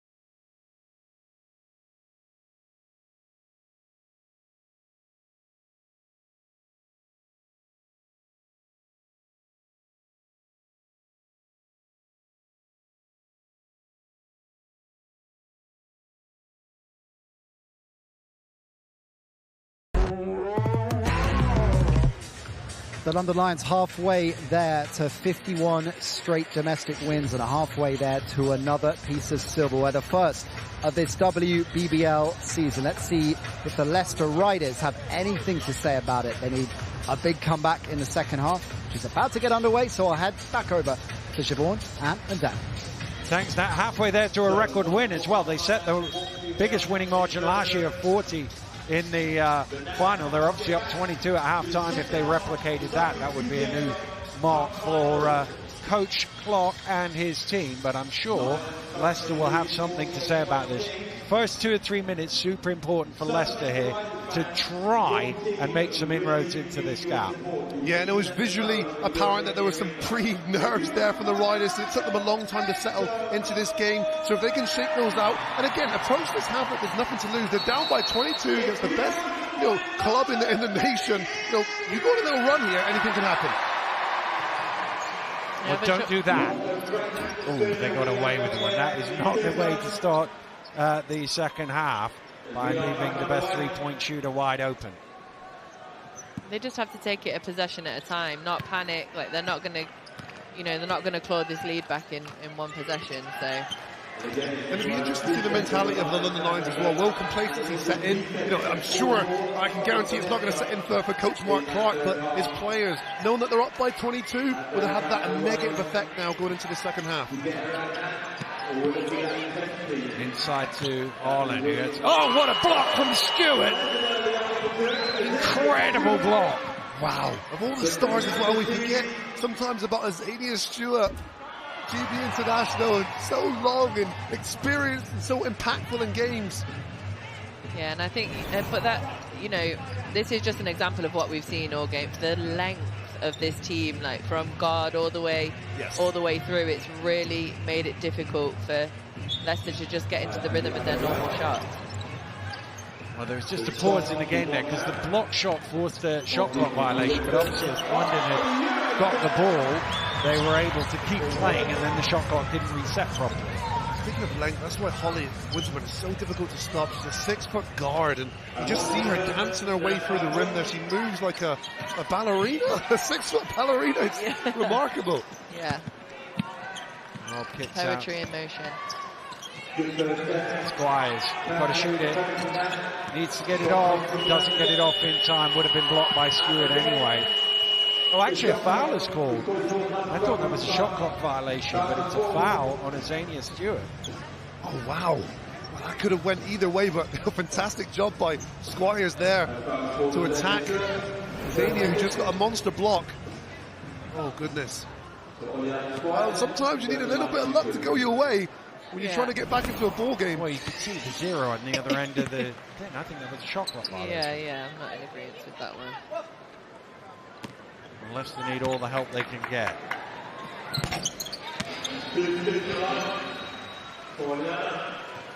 She's really the only player that's got going for Leicester. 17 points for her. The record in a cup final is 25. Winterburn strings a 3 and takes her tally to 8. Wow, well, part of Leicester Riders fan base will be happy to see the player she's developed into being coming through the academy there. One of the best British players we have now, and she is someone again who'd want to have a big game against her former club. Foul called against Winterburn.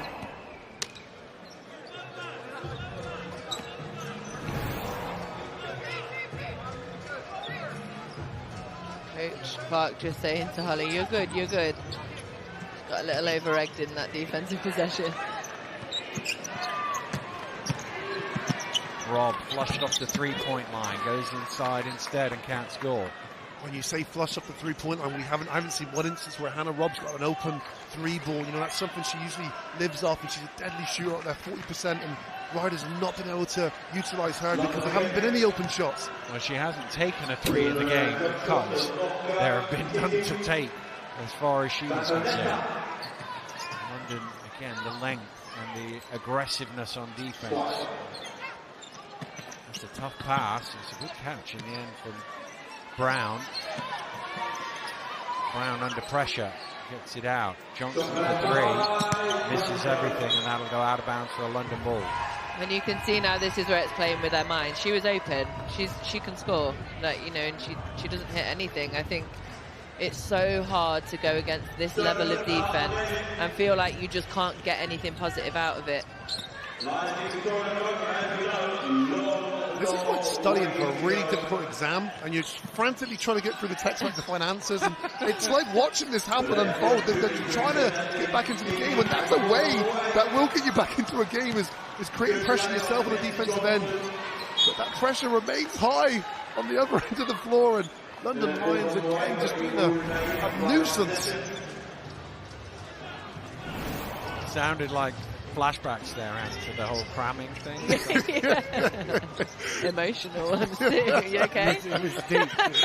You need a couple of minutes to take a breath. We can Visually too we much. can carry this for a Too little much. while.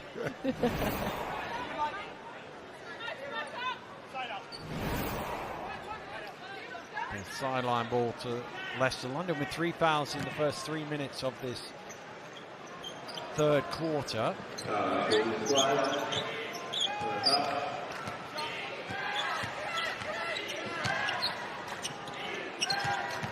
Again, you can see there was no shot there for Rob. Out where she likes to shoot it from. Shot clock, got to get it away. That one means that is live as it came off the rim. It feels like they've ramped the pressure up even more, if that's possible. Thought about another three. Sides against. Winterburn. Loose. Will take the three this time and will knock it down. Her fourth of the game. She was already locked and loaded before she even caught that basketball. Look at her like a gun. Shoots the target and hits. 71% field goal percentage for her. 4 of 6 from 3. Harlan along the baseline, takes the contact, will go to the free throw line for an extra. Even Ashley Arlen, one of the tallest players that Riders have got, she's given up size to a 6'4". Azania Stewart there, and this time she uses the rim in her body to not allow the blocker to come across there. It's a good move. It just emphasises that length that the London Lions have got protecting that paint.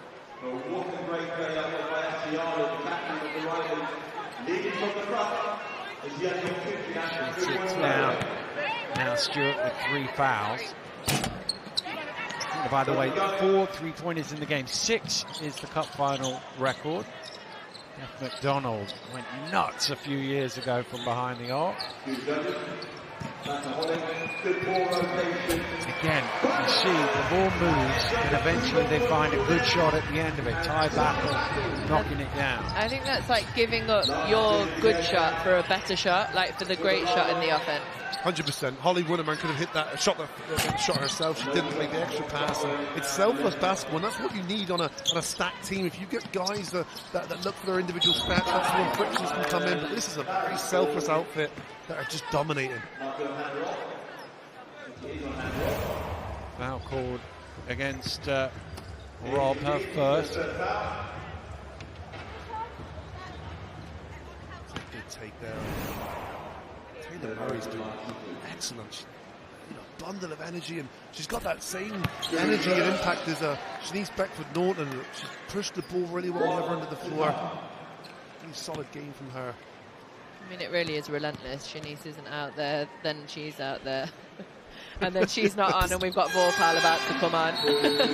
It's, I mean, that switch, that sub there, Vorpal comes in, she's been sitting on the bench. That's a EuroLeague player. Yeah.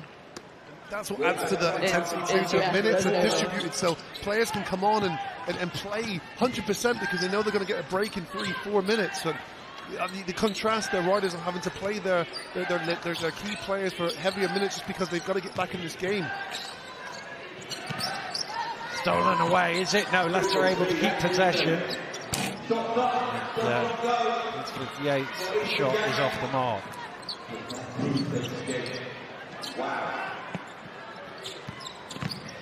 With the spin, blocked by Olin, fouled by Olin. That'll be 2 shots. Nice penetration again from Vorpal. Her experience and energy has been fantastic for this squad off the bench. And you can see, swipe down there. Mackenzie Johnston, and then what looked like a clean block to me on Ireland. Was called on. It was on Johnston. Okay, Johnston.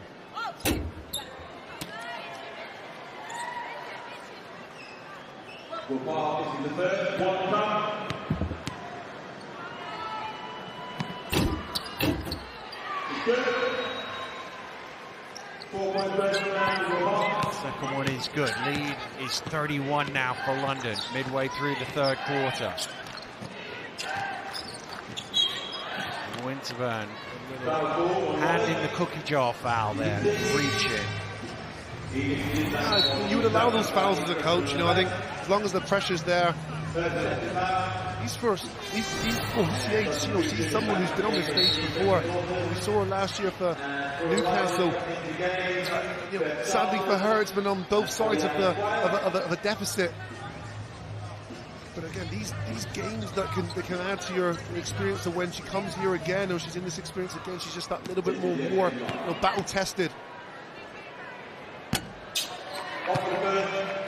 Yeah, Jess is a great player. She's a phenomenal shooter too. You know, if you ever see her in her flow, and she's got such a quick release, like you really can't leave her open anywhere on the floor. Can't knock down the free throws. Bedford Norton pushing it.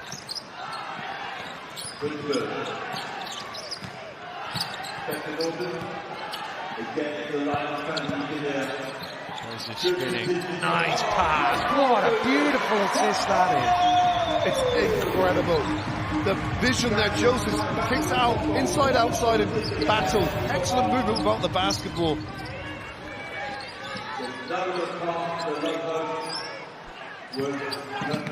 Harlan under all sorts of pressure. And called for the offensive foul. Frustration's mounting up there for Ashley Ireland, and it's just great pressure there for Will Powell.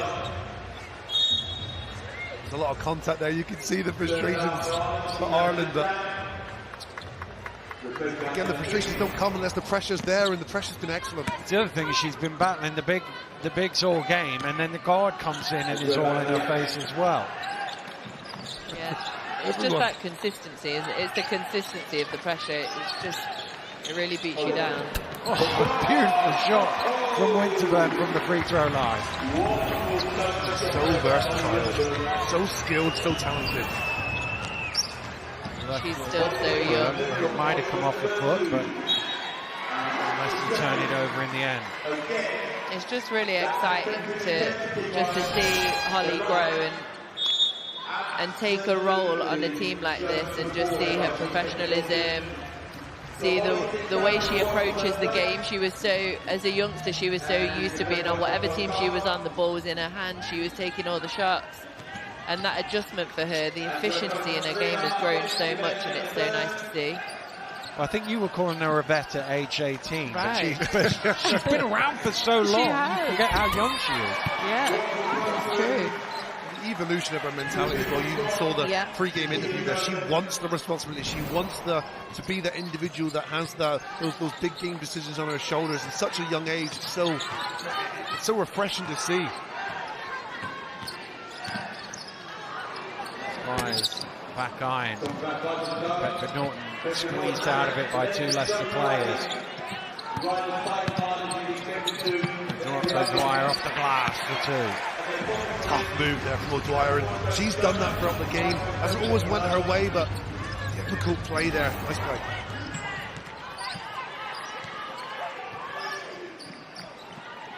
Joseph for three, misses everything. Charles trying to keep it in play, but can't quite beat the ball to the sideline. Off the mark shot there from the London Lions, but Chantal Charles chasing it down. And again, Chantal Charles, someone with experience, came through the Barking Abbey program and was one of the pieces of the puzzle last year that did the quadruple. So again, that consistency, understanding and knowing the severity of these games certainly helps this Lions outfit. Timeout called by Ramesh Patel, and the Leicester Riders have been doubled up here in the third quarter, 32 points to 67. And obviously, as a coach, it's very difficult to sort of keep people connected with the game when they're looking at the scoreboard like that. Yeah, I think now you just have to sort of make it about yourselves. What can we learn in each possession? What can we get out of each possession that we're on the court? And, you know, I don't want to say you don't want to say the game's done really, but in all honesty, you've just got to get out of it what you can at this point and think ahead for the next time that you play them. And that's a really valid point, Siobhan, because this might not be the last time we see these two teams on the centre stage. When you look at that WBBL trophy bracket, they're going to miss each other until the final. And what you don't want to do is, when you're a wounded animal, you do not want to show weakness. So Coach Premise Patel has to figure out a way here to finish this game strong, just enough where psychologically they're not out of the long-term battle. Definitely. Well, I think we'll be seeing London in the other two finals this season. I'd be surprised if we don't. And obviously, as you say, Leicester on the opposite side of the bracket in the trophy, and given their league position. Well, these are the two best teams in the WBBL this year, and it's just that we're seeing a substantial gap today. On another day, that gap can close. I think on one of the days it hasn't been this big, but that was in October, so we've had time for the teams to grow, to gel. London have had European experience since then, so they're only going to keep getting better. And I suppose the other thing, from a London point of view, having been knocked out of Europe now, the focus of every domestic game becomes that much sharper. Right, exactly. They're not managing travel, they're not managing two schedules. It is just all focused on the WBBL for them. Great news for the rest of the WBBL.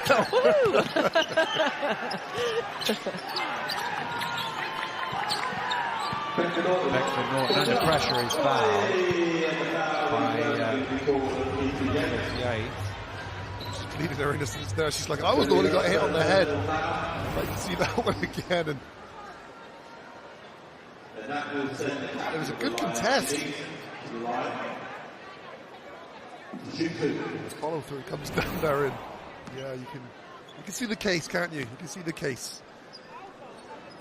Beckford Norton is at the free throw line, and up to 5 points for her, but really the impact she's made in this game hasn't, you can't really chart it. It doesn't turn up. Maybe it would turn up in steals. It hasn't today, but it's the pressure that she applies defensively and the tone that she sets at that end of the court. Yeah, and that's just what we're seeing on court. How much of an impact she had off court, behind the scenes as a captain. Those leadership roles, they're intangible measurements. You can't measure how much of an influence a player has on a team. Dawson gets the three away. Leicester have made just 1 3-pointer in the game from 14 attempts. London have done this an awful lot. Points in transition. And she knew where she was as soon as she had the ball in her hand, because she was behind her the whole time.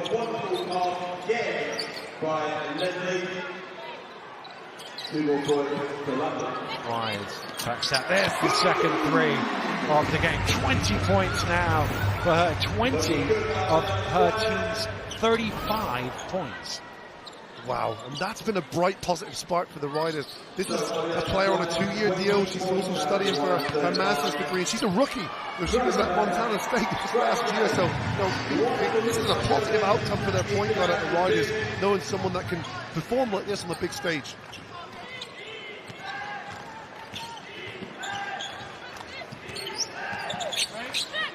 I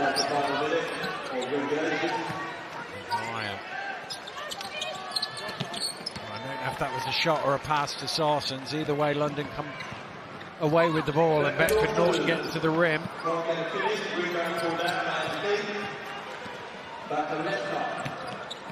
Sarsens taking it in and is blocked. That was a rare occasion where the Riders had numbers there and they still weren't able to convert. It's because of the contest and pressure there from the Lions. And I think now, you see, the veteranship of Vorpal. She knows she's managing the game. She knows the clock. She knows she's just turned it over. She heard me. That's on you, Siobhan. Sorry about that, Leslie. You can hear me. I jinxed you. But before that, and up to that point, it was end to end. They could have run again, but she knew exactly how long was left. Again, the pressure. 3 or 4 times today where Squires has ended up on the floor and trying to keep the dribble alive. So it's down to 1.2 seconds remaining in this third quarter. And that will do it. And London have expanded their lead here in Birmingham. Coach Clark and his team 35 to 73 points ahead. They are 10 minutes away from retaining their trophy. We will have the fourth quarter right after this.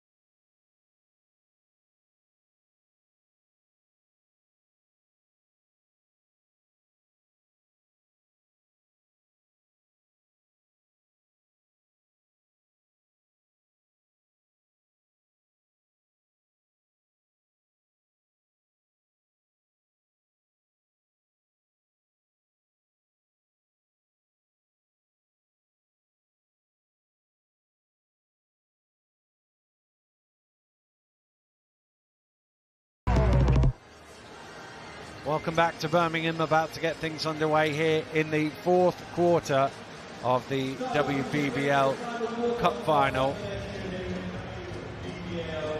Leicester Riders will have the first possession, trailing 35 to 73.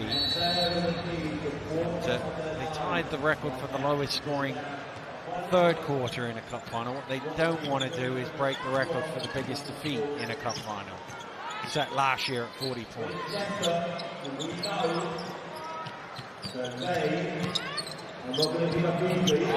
Driving hard for two. Just played that pressure on, kept up pace and all the way to the rim. And that's a negative goal that you set there, Dan. A more positive one from my perspective. They have to figure out a way to win a quarter. You know, they've lost all three quarters here. And you know, if I'm the coach, I'm just saying that 10 minutes, show me something that we can say that we won the last quarter, which could have an effect on future proceedings. Larley, by the way, career average 20 and I think it's almost 11 rebounds. Incredible, but she won't have worked harder for 8 and 7 than she has done today. You're right. No, you're right. I think it's interesting though, just watching her on offense. She's still got patience. She's still taking her time. Well, there is the first three-point shot of the game for Hannah Robb. And again, there won't be too many games this season that Hannah Robb gets into the fourth quarter having not taken a three-point shot. Well, even on that one, Dan, she was contested by 6'4" Xenia Stewart.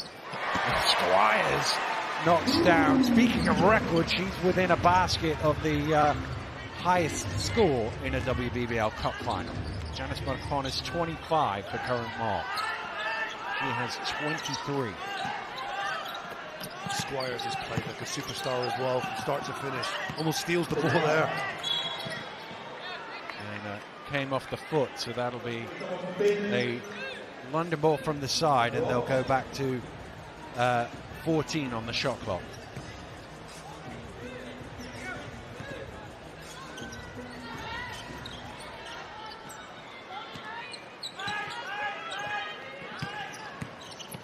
Plugging all the way to the hole and finishing. Yeah, she's a class above. You know, just watching her, she really is a class above.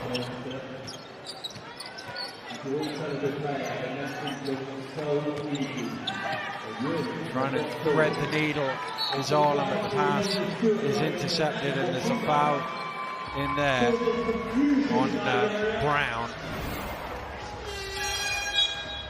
She might well have been, it is 25 that's been shown rather than 24.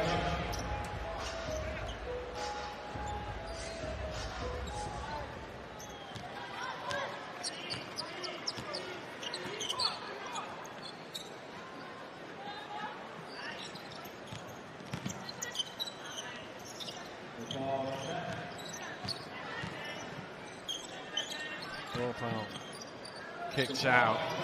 A rare miss 3 from McLean. Powell trying to put 3 on the board herself. Brown with the rebound. This could rebound as well from Kirsty Brown, but even the Lions, they won't allow that. You know, there's pressure there after the fact that they've got the defensive rebound. And that's just focus. It's like every change of possession from offense to defense, from defense to offense, they switch their mind straight away. They're anticipating everything.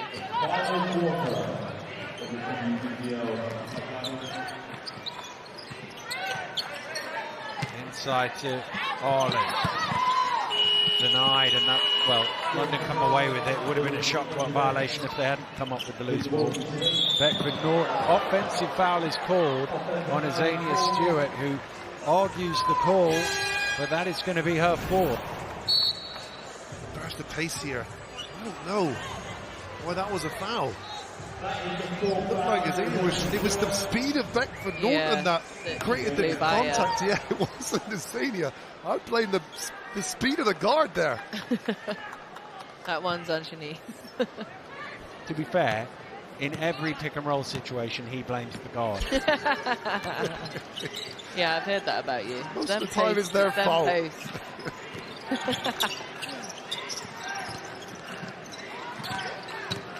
is Squires.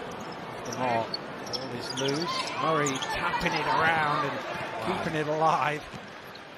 Such an athlete, just juggling the ball in the air as well, jumping up and down. Good Norton ball on 3, and that will be on Johnson. It's actually a long 2, so it'll be 2 free throws. She's got fouled on the jump shot a lot today as well. I mean, the 2 trips she's had, they've both been fouls on her jump shot.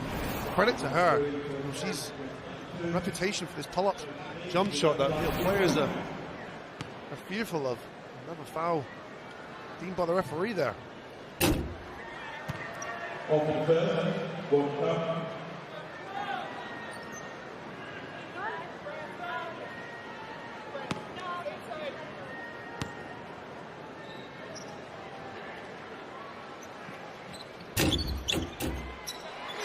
one wipes his feet, but does drop in. Well, 6.5 minutes to go. Leicester down 36. London making a substitution. Surely it will get easier. Oh no. It's Herbert Harrington and Winterburn coming in. Substitutes there, Dan. The future of the British basketball in Holly Winterburn, and then a first round WNBA pick. Yeah, I'm sure it's going to ease up a little bit. Bench players.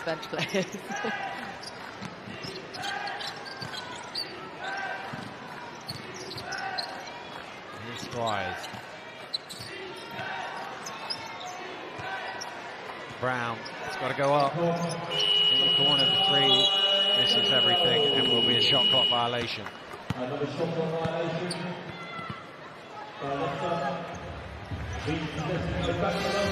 can't compliment this defense enough about saying the same thing over and over again.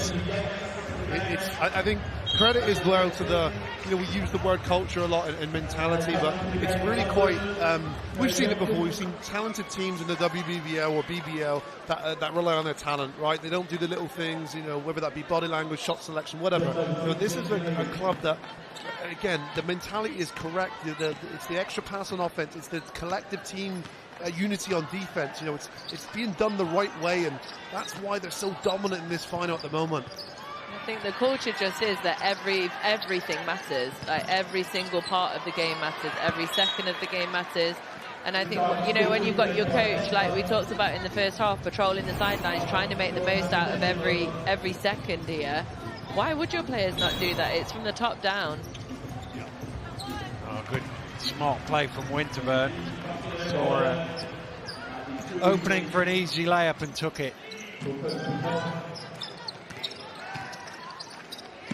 Let's travel. She realised it herself there as well, Kirsty Brown, and just dropped the ball before the referee had blown the whistle.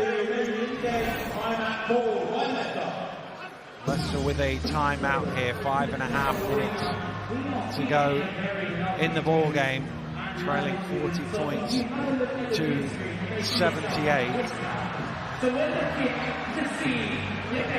Trying to find, going on records, 47 is the lowest in the final from last year. There's a couple of records that we're monitoring that you don't want to be a part of, and that's lowest points scored, and also the losing margin, which are all on course in play. Yeah, so it's. I mean, and this is a London Lions club that should be setting records, right? We haven't seen a team like this ever assembled. You know, this is a team that could, you know, put these records in play for years to come. And I think, you know, I was talking to some of the fans just at half-time, and just about what does it look like from their perspective, and I think they would like to see a close game, but they are loving watching the caliber of these players and how they play together and how they're just raising the game of British basketball. Like, they are really enjoying that too, and it is for us, like, as fans, it's a spectacle and it's nice to see. It's a privilege to watch it. Well, you've been watching women's basketball in this country from birth, basically, haven't you? Yeah. You think back at some of the great teams of the 80s and the 90s. This is probably better than anything we've ever seen before, isn't it, this London team? Yeah, I mean, there are similarities, right? So you've got Northampton, what, that 80s, wasn't it? Yeah, Sheffield, 90s. Yeah. And I think the similarities are the way they play. Ronda, yeah. It's about how they play as a team. Yeah. That's the consistent thread, is how the team plays together, how they sacrifice, you know, their game for the team's game. But yeah, this is beyond anything we've ever seen. Because a lot of what you have when there's some of the great teams you talked about, the Avon team of the 80s, there was always one or two like superstar players. You think Missy Lender at Ronda. Yeah. There was that player that you thought, well, if you could just take that away, you might have a shot at beating them. But you can take 3 players away from this London team, and they're still got so much talent that they can beat you. Agreed. I mean, when I think of like Sheffield, you had like Chris Castle's the one that springs to my mind, and but they did have depth in the sense of like Helen Sharp, but yeah, you're right. Like, these players could be on any team like in Euro Cup right now, every single one of them. When you talk about that depth as well, guys, just on court at the moment, you know, superb caliber. You know, Sestina, you know, one of the league scores 14 points personal for her. She's an Olympian on the national Belarus team and a Euro basket winner as well. So, you know, incredible high caliber players here that are just adding to the pot of the success of the London Lions.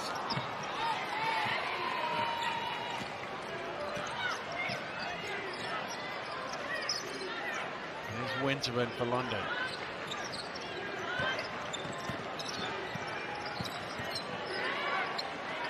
Size mismatch in the low block there. It's back out to Winterburn. Oh, beautiful. String music in the corner for Murray. I've been really impressed with her. I think she has been excellent today, and that's a deserved corner 3 ball there, converted by her.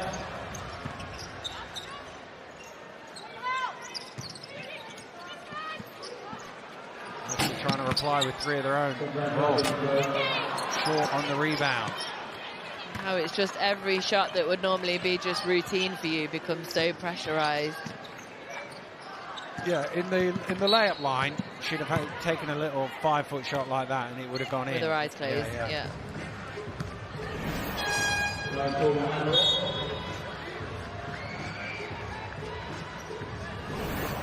Hannah Roberts, GB International, and a deserved one as well, and she just had a frustrating evening, frustrating day. 0 points for her, not being able to get off the mark and get in her flow. I think it's difficult. Like when you look at the numbers right now, you've got 5 players for London that are in double figures, one that's not, 2 that aren't far off. So when you're sharing the load like that, it's so much easier. Every shot you take becomes less pressurized. And that has a knock-on effect too on the other end of the floor. I've been a part of teams too where you don't feel like you're as involved offensively. You know, it subconsciously has an effect on you on the defensive end as well. And what the London Lions team have done a really good job of today of this buy-in from the team. You know, and that's translated from the defensive end to the offensive end. There hasn't been players taking time off on the defensive end because they feel like they haven't been involved offensively. So it's had a positive interlinked, you know, effect for this club. Yeah, it just keeps everyone's concentration the whole way through.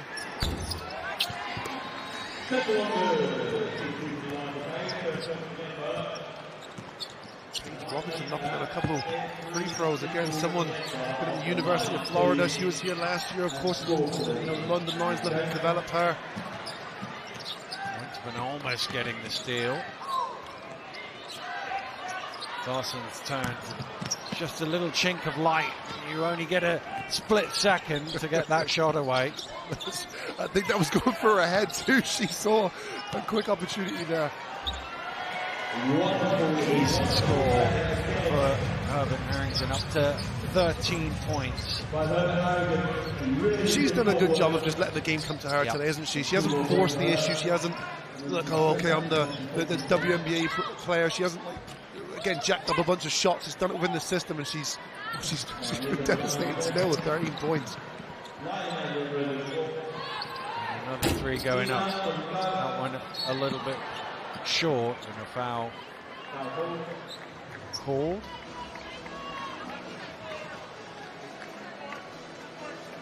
On Murray. Trying to sneak in from behind to steal it away. She was. They're always looking for those opportunities to steal the basketball, and Mariana Squires has had to deal with it the whole game. Credit to her. Squires 3 off the mark. Still with a shot at breaking the all-time Cup Final scoring record.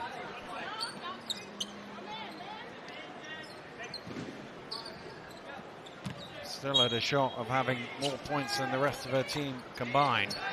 She has 23, they have 17. Wow, that's remarkable. Right here, it's a wrap. It's a wrap before the shot. Foul called off the ball. I think it's on Paige Robinson. Yes, it is. It's a battle for position from Fee. Just see as she rolls. Look, it's a little grab of the arm. Great spot by the way. And of all the pressure too, the foul count hasn't been absurd for the London Lions. They've done it within a sensible number. 2 minutes remaining. Last couple of minutes of the ball game. Not quite been as prolific from the three-point line in the second half as she was in the first. Shooting just 50% now from behind the arc. Leads 58. Rattles out. We have a problem on our hands here, Dan. Well, whoever's got to decide anyway, who's the MVP? It's been a collection of, well, she's a good candidate. They've settled there, floating their way to the rim. And that'll be 16 points for her, who leads her team in scoring. Winterburn is one of those many that you might be considering with 16 points, 4 rebounds and 8 assists. Leicester making a substitution, which you're allowed to do on the other team's score. And I think 1 or 2 people confused and headed to the bench thinking there might have been a timeout. It was just a substitution.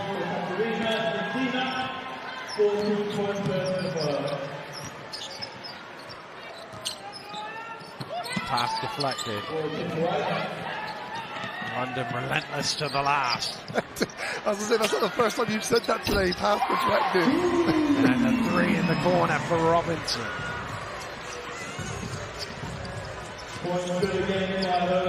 Sorry, Herbert Harrington. My mistake, hit it in the corner.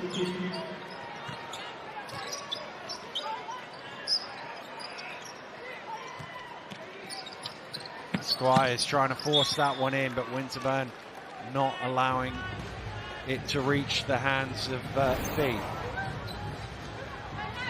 think you're a little bit caught off guard there, Dan. You're just about to say pass intercepted again. I think you're on autopilot. 21 turnovers for Leicester, 13 steals for London. And again, a late shot clock. There's been so many either violations or very near violations because of the pressure of the defense. And then back-to-back threes from Herbert Harrington just to underscore her MVP potential credentials. 19.6 rebounds for her. She's done it in such a way as well. And again, it's been a mature performance from her. Hasn't forced the issue, waited for the game to come to her. And here she is now sitting on 19 points, leading her team in scoring. Leicester running it down. They can take it basically to the end of the buzzer. Fee will go to the free throw line. The London Lions 6.3 seconds away from, for the second year in a row, winning the WBBL Cup Final and setting both the victory margin and most points in a Cup Final back to back. They will be at or about their season average. Leicester a long way from it. Of course, he knocks that one down just to set a really nice round number there, 40 to 95.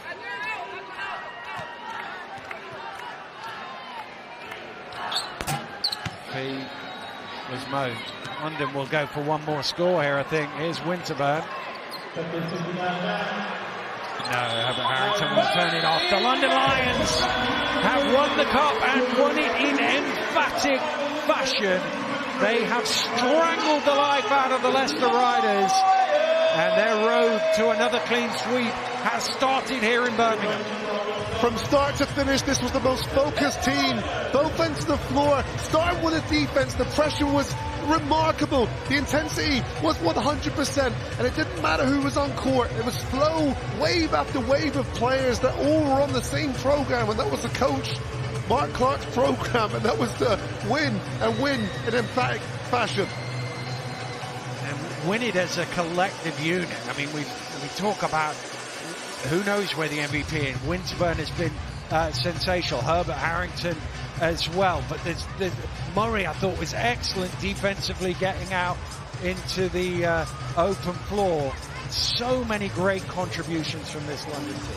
Yeah, I'll let that problem, leave it to whoever has to decide who MVP. But what I can confirm is any individual wearing a black jersey stepping on that court today did a job, and they did it very, very well. It was clear that the instructions were given there to play a high tempo, high intense basketball game, and that's what every single player did stepping on that court.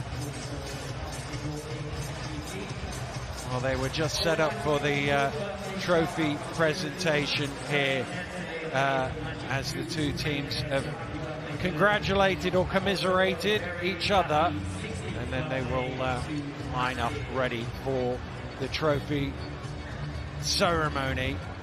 And it is one that London have got very used to in the last couple of years, and you feel like will continue to get used to over the next few years as well.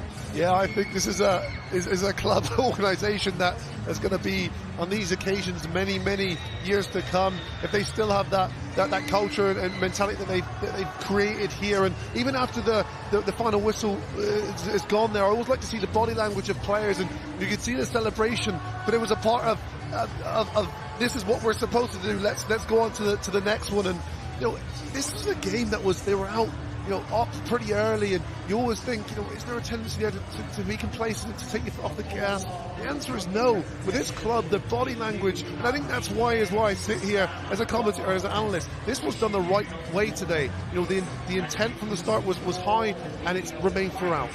Well, the sign of that, defensively, they kept Leicester to 15 in the first quarter, then it went down to 11 in the second quarter, then it went down to 9 in the third quarter, and then it went down to 7 in the fourth quarter. Wow, that is incredible. And again, that's those set of those mini goals, isn't it? It's like, we did okay that quarter, but we're going to do better that next quarter, and that's exactly what they did. Wow, that's staggering numbers, Dan. Staggering. And London at the other end of the floor, consistent all the way through. 24, 24, 25, 22. The machine just kept on rolling, and it didn't matter whether it was from the three-point line, at the basket, getting to the free throw line. Whatever way the points were needed, they were found and they were converted. Well, their defense created a lot of offense for them, didn't it? The stops that they got, the missed shots that they forced the Riders into, and of course those turnovers, 21 turnovers for the Riders that the Lions had forced. Those converted 2 points on the other end of the floor, and as you say, Dan, the consistent stream there of offense, and it wasn't one of those ones where they had to wait for Herbert Harrigan or Winterbrand to get going. They didn't need to rely on any one player because they had that unit structure. Can we please have a big round of applause? Well, they set up the presentation ceremony, and the will get underway with the chairman. Jim Saker out to hand out the medals, and first of all, we'd like our runners-up, please. Please will be the runners-up, the Leicester Riders, and in all of this, it's, you get beat big in a final, it hurts. You don't want to be out there. You want to get back to the locker room, but to get here, you've got to beat some good teams along the way, and this is a very good team that met a better team on the day. Yeah, I agree. There's an achievement here of even making it to this stage, but it'd be really interesting to see what this does to this Riders outfit now. Does it put them in place and they sort of maintain that disadvantage against a very strong London Lions team, or does it make Coach Patel look at things differently? Does it make the players look at things differently? That's the question, I think, that we're all wondering what's going to happen, because I'm going to put it out there. These are going to meet again this year in some final, in some formal way. And it'll be interesting to see where the mentality is from this Leicester Riders team. Well, Ashley Arlen takes her medal.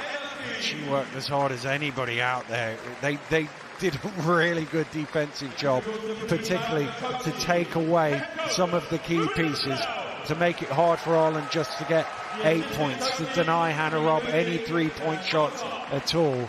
Their scout report was on point today. Yeah, and I don't know if this will hurt the Riders more so in this loss for knowing this, but it wasn't an effort. It wasn't a deficiency of effort.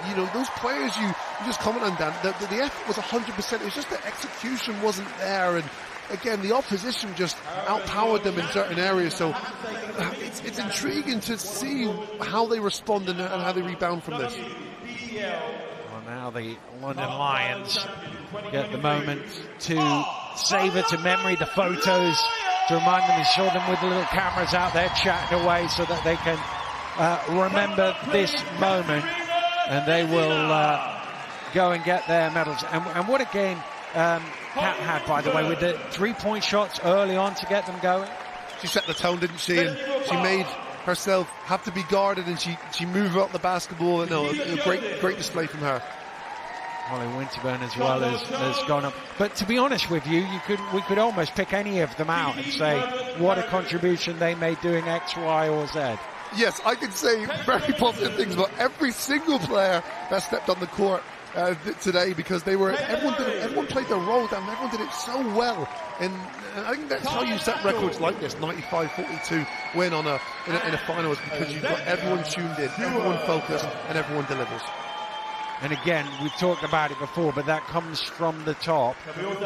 Coach Clark and his coaching staff set that level, and nobody deviates from it. And he said pre-game, I don't really need to do that. the players do that, and Shanice does that as the captain and whatever. But it's still a tone set by that man there. No, there's a lot of things that you don't need to do, but you must do it if you want excellence. And yeah, he's a coach that, again, that will demand perfection, and that's why he's got an outfit like this. He's got close to perfection today. There won't be many more dominant ways of winning a cup final than this. So we've got the next presentation of the golden basketball for the most valuable player. Let's see who that is. MVP for this cup final. Well, she finished with 16 points, but that really does not say enough about the performance that she had, both on the offensive and the defensive boards. Your Moulton MVP from the London Lions, Holly Winterburn! It is Holly Winterburn who is the MVP of the 2023 WBBL Cup Finals. 16 points, 5 rebounds, 9 assists and a steal, an efficiency rating of 29 in 25 minutes. Congratulations, Holly. And what a great story it is. A bittersweet one, of course, for the Leicester Riders, but this was a prodigy. She was a part of their academy at Charnwood, even to the point where Coach Patel had coached her, but the development for her, physically, mentally, and skill set-wise, has led her all the way to the top of the pile. She's the MVP today on the best team in the league. Well, just one more presentation to make, and that is to the captain, Shanice Beckford-Norton, who comes along and takes the WBBL Cup from Jim Saker, turns to her teammates. They're gonna line this one up and make sure that the hoist is done properly.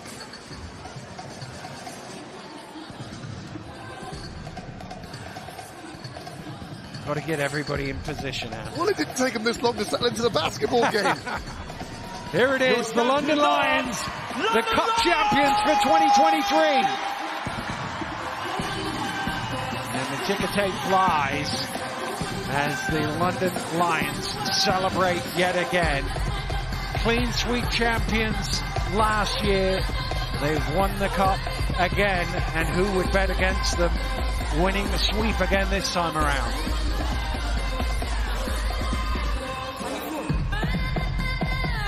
Tremendous performance for them from tip to buzzer. Just dominated this game, and they will enjoy their evening, I think it's fair to say.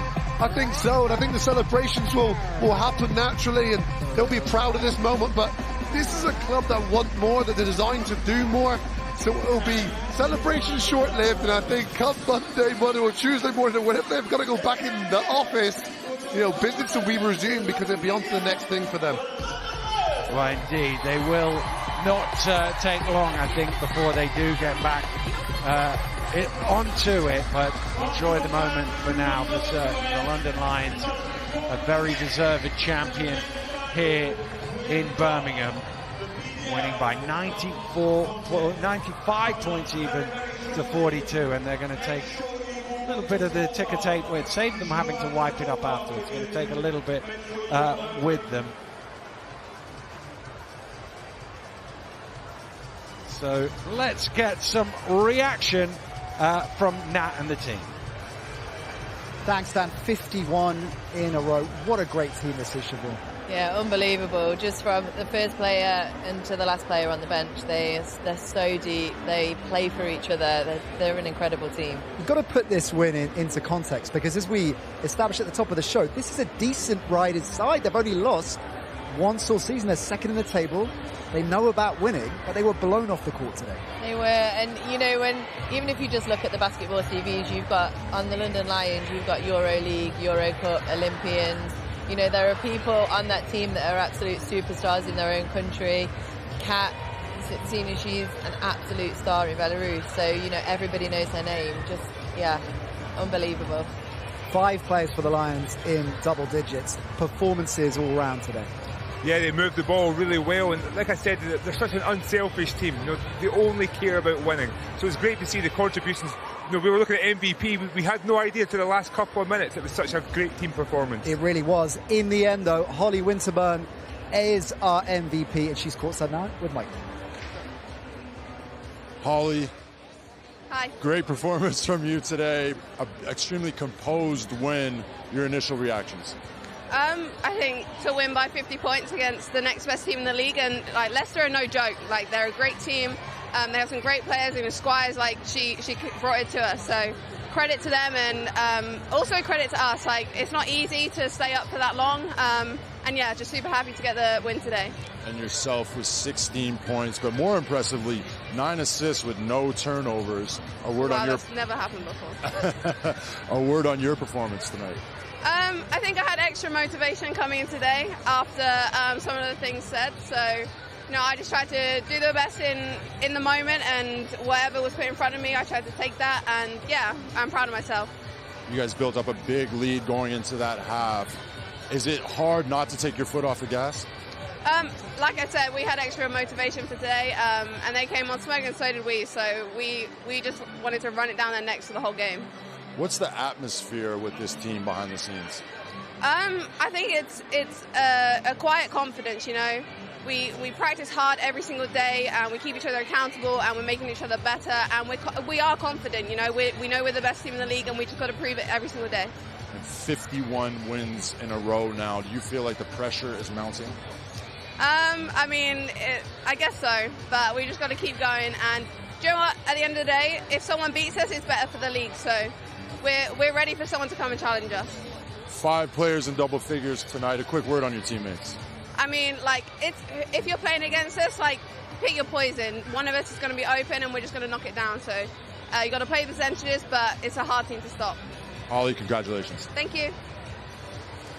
And our MVP was hard to stop this afternoon. That is now 3 titles in a row for Holly. 16 points, 9 assists, 5 defensive boards, and crucially, no turnovers, Siobhan. Yeah, the maturity and you don't realise this kid's in her early 20s. She's not a veteran player, but she's out there playing like a veteran. Yeah, it's an exceptional performance from her. And we heard pre-game, Kieran, she was talking about how she feels her game has stepped up and how she feels she's become a leader for this Lions side. We saw that this afternoon. Definitely, for me it's her efficiency. She's a lot more composed. We know she can score, but the way she's distributing the ball as well, she's playing at a really high level. We heard her talk about the confidence in this Lions side. Obviously there's confidence, but it is a difficult balance managing that intensity, making sure complacency doesn't creep in. How key is Mark Clark to that? He's the centre of it all. We were talking in comms, there was one point they were 20 points up in the first half, and he was prowling the sidelines, just analysing the game, and he just is on it every single moment, and he expects that from his players, he expects it from himself, and if he's doing that, then everybody else has to. He had a big afternoon, as did his team, a worthy winner. He is courtside now with Mike. Coach Clark coasting to an easy win today. Your initial reactions on the game? Well, I don't know about coasting, and I don't know about easy. I think the margin was a reflection of we just took the level of defense that we've been playing all year into this game, and I suppose Leicester have the problem we have when we're trying to adjust into Europe. They're a good team, but I don't think they're just used to playing that sort of defense. Yeah, and let's dive into that defensive intensity. Is that something that's taught and worked on every day in practice, or is that something that just really comes naturally to this group? I think they want to play defense, definitely, but every single day, not just the people like Taylor Murray, who are just a nightmare to be guarded by, but like our team defense and the way we rotate and the way we switch, that's an everyday practice thing. And then offensively, 5 players in double figures today, an extremely balanced effort. Yeah, and I think the quality of that is the way that we share the ball, and I think we don't take many bad shots, and that's testimony to them and the way that they approach the game. They've just got a great attitude to sharing it. And Holly Winterburn sharing the ball, 9 assists, 16 points. A word on your MVP? Well, Holly's just becoming a genuinely elite player, and where that journey stops for Holly, I don't know. I don't know what the limit is. All I know is that she works hard every day, and she enjoys the assists as much as the points. So, and as you saw, she goes to work on the glass. So she's a player that's going to be an elite player. I hope that's where we end up as an organization at that level. Watching from the sidelines, it's hard to see any weaknesses with this team, any chinks in the armor. What areas do you think you need to focus on to be better? Well, we do need to have more of an inside presence. Sometimes Ziza is such an experienced player. She gives us that. But when we've come up against real size in Europe, it's been an issue. We've had to work away defensively to deal with that. And so I think that is, but when you've got the quality we've got depth-wise, we just have to impose our way of playing. So it's, and because it's a tough practice, that happens every day. 51 wins in a row now. Are you still taking it game by game, or do you feel like the pressure is mounting to maintain that? The pressure that mounts, you've asked me this before, and it's like the pressure mounts because our expectations of each other is high.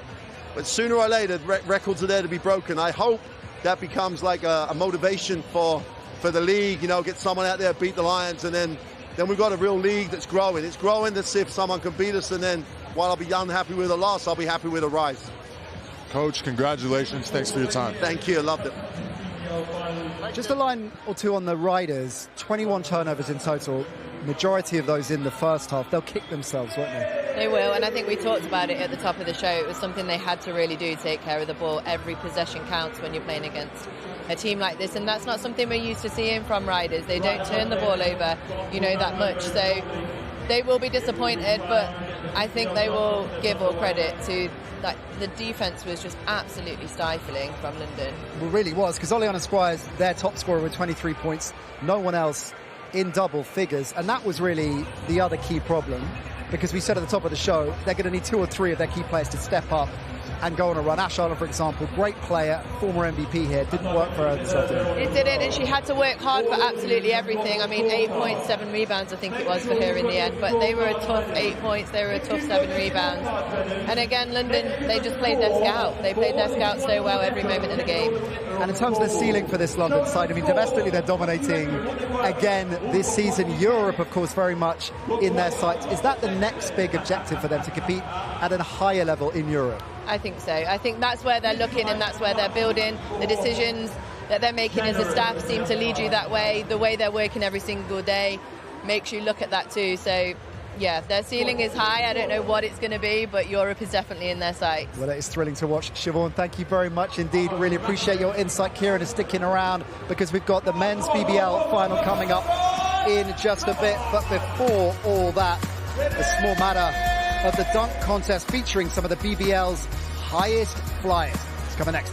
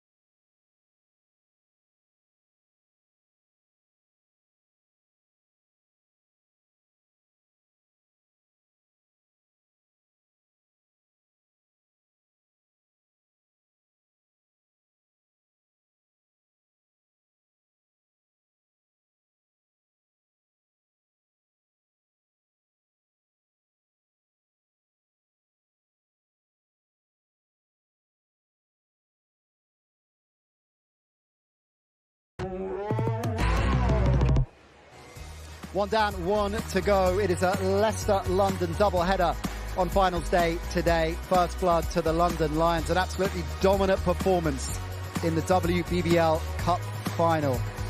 95-42 the final. Impressive stuff from London's WBBL side. Can their male counterparts replicate that? Kieran Achara alongside me. We're going to be getting into that game, all the build-up to Leicester-London in just a bit. But next up, the small matter of the dunk contest. It was so popular last time out. Well, we figured we'd do it all again. This is how it is going to work. 4 current BBL players will go head-to-head. There's 2 rounds to settle the winner. The first round's going to see each player attempting 2 dunks. The judges score them on style, athletic ability, and creativity. After the first round, the field gets whittled down to 2 finalists, and those 2 players with the highest score from round 1 go through to that. Everything gets wiped clean, and the finalists allowed 2 dunks each, after which our winner will be crowned. And presumably, Kieran will be awarding a very special Kieran Achara disgusting dunk of the day. And that's what I'm looking forward to, the disgusting dunk of the day. What's your advice? Big and flashy, understated, technical? How would you play it? From someone who's never dunked the ball in his life, my advice would be to focus on what you're good at. You know, that you're to start off a dunk that you know, a little bit of razzle-dazzle, but at the same time, something that's going to bring the crowd on their feet. All right, that's Kieran Achara's advice. Let's hear from Air Canada. Mike Tuck knows a thing or two about dunking. He's going to take us through this one alongside Ant and Dan.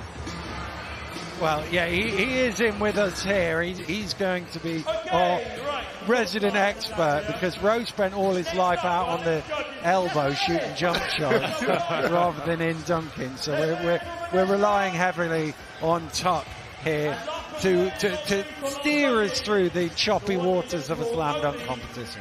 Yeah, definitely. I mean, we talked about it before, you know, 1 minute round, first round. That first dunk is the one that you really want to catch the eyes of everybody. You really want to set the tone with that first dunk and gets you through to the next round. Those were our judges out there, and the players will be coming out in a second.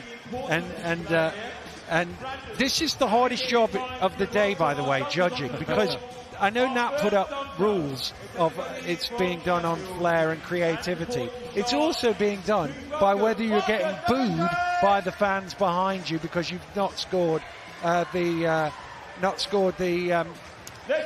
dunk they liked high enough. So it's Vanessa Ellis, Clive Allen, formerly of the Birmingham Bullets, and Josh Bett are 3 judges. And the players are now coming out. There's Mace Jack of the Cheshire Phoenix. Deltesh ran through pretty quick. I didn't even notice him come out there. Has this been well practiced up in Sheffield? Because there's a couple of sharks out there. Here comes Henzi Sacco, who I've seen win a dunk contest, by the way, at Hoops Fix last summer. He can get up. Yeah, I mean, I stop by the Sharks practices all the time, so these guys are always throwing down dunks in practice. And the last couple of weeks I've been nudging them, get your stuff together, get ready. So they've been practicing every day, but both those guys can really get up. And obviously Henzi's already got a championship under his belt. So championship experience. That's it. Championship dunk experience. It's great to see it. And Plymouth's James Horton Jr. as well in the contest. So they've come in and sat down. Normally they give them a minute or two to do a little warm-up. I'm assuming they've been warming up out the back. On the road. I'm not even sure if Birmingham's ready. Birmingham, if you want to see the dunk contest, host Simon Hosanna is whipping the crowd up, and he'll be taking us through the dunk contest as well. We can do much better than that. Are you ready to see some high-flying action? Make some noise! Lovely. So, first up to take his first dunk on the first round, can we please make some noise from the Sheffield Sharks, Marcus Deltesh! Marcus Deltesh, going to be the first one. Look, has he got do you know what's coming here, Mike, or you got insider information? I don't even know if Marcus knows what's coming here, but I'm excited to see it. I'll tell you that much. Here we are, let's hear it, go, put your hands together, Marcus definitely known as a power dunker for the Sharks. Really get up and finish through traffic. Let's make some very strong player around the basket.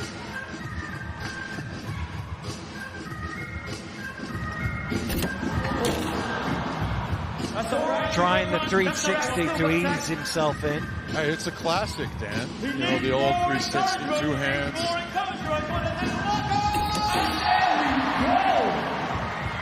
Solid. I always think if you make the first one, you get an extra little bonus for that. 7's across the board there for Marcus Delpesh. That's a good way to start. I agree. There's a negative psychological implant there on the judges. When you see that first dunk being missed, you think, oh, okay, well, he's had another stab at it. But you know what? A 360 in open proceedings, it's a solid but safe dunk. Maceo caught in Cheshire.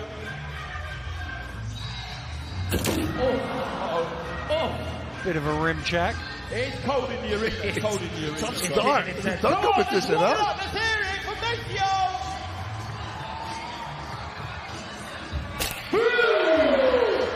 Another solid one, I would say. Yeah, I like it. The old windmill, safe play, good technical dunk here. 21 again. Because the key in progression is to get all the way through, but you don't want to save your best dunk for the final and then not make the final. Yeah, and that's why this first dunk is so key to getting you through to that next round. But next dunker up here is the young Sheffield Shark, Henzi Sacco. I'm excited to see what he's got in store. So what was it about that dunk? 7's across the board for Maceo Jack there. Relax. Want to see more energy? More Let's see what Henzi has in the locker. More energy, please. Yes, Leicester Arena, you heard we need to make some more noise and get this energy in the arena up. So once more, can you welcome out onto the court, dunk number 3, Henzi Sacco! Remember, Henzi is a former winner of the Hoop Fix dunk competition, so this will be good to see. That's okay, that's Classic okay. toss, Come on now, but just overthrew that.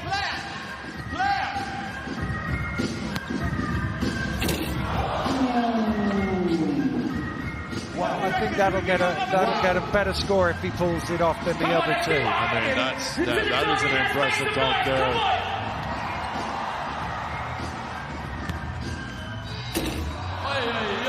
It's all right. Still got time. And then he's now does he doubt himself and change it up or go for the same again?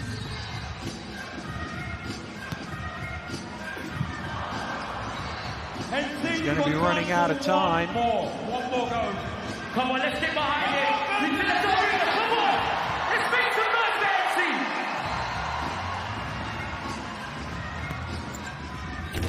Oh, he got it. He got it. Now, does he get downgraded for not making it until the last one? That's the question.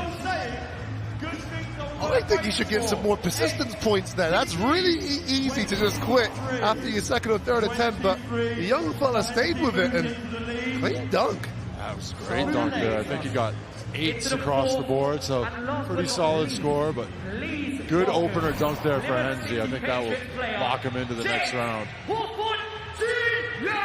So here comes James Hawthorne Jr., Tukey as he's known to his friends. This is from the Plymouth City Patriots. One of those guys I'm excited to see here. We've seen quite a few dunks from him in game that have wowed the crowd. Let's go, let's go, let's go. Get behind him. This guy can really get up.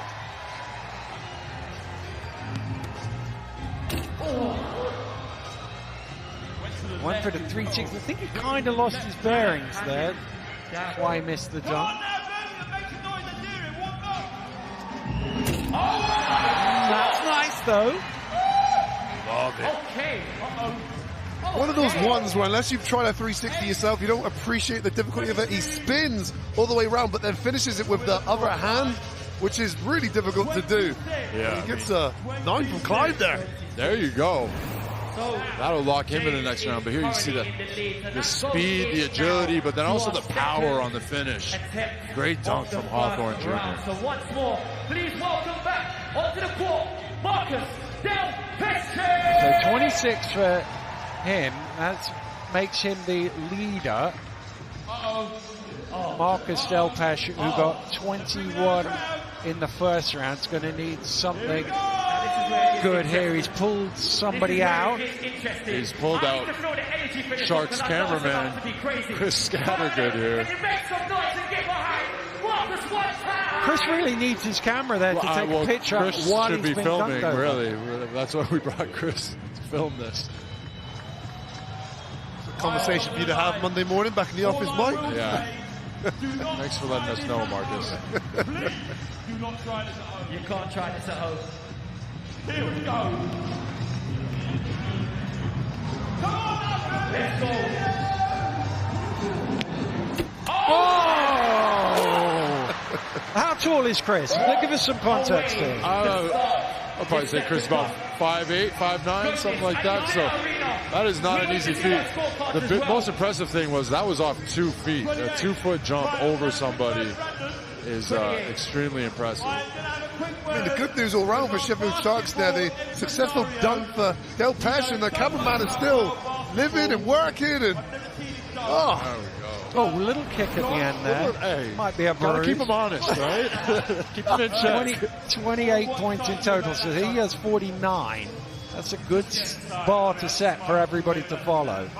So Maceo Jack's going to need at least a 28 here.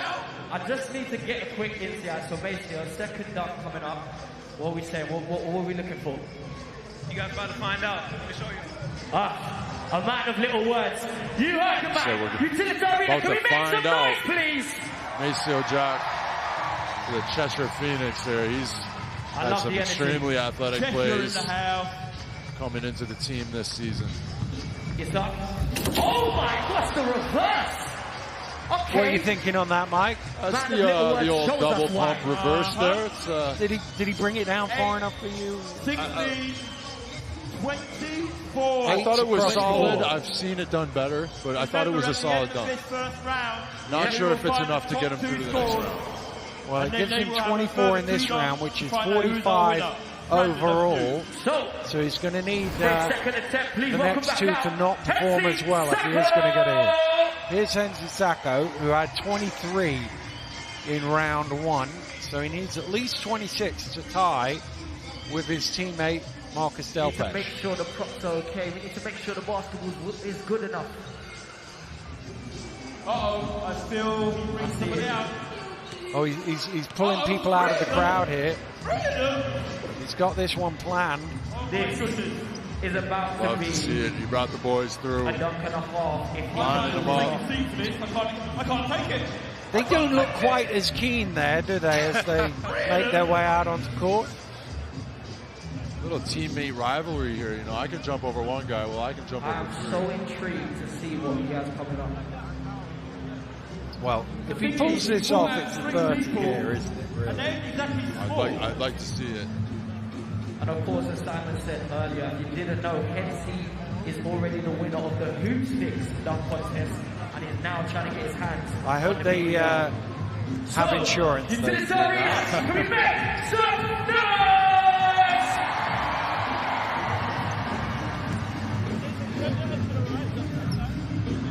Don't forget, at the end of this dunk, we want to see what score The suspense you think building here. you should get as well. All right, so get your Packed out scorecard gym ready. here in Over to you, Birmingham. Anthony, you're up.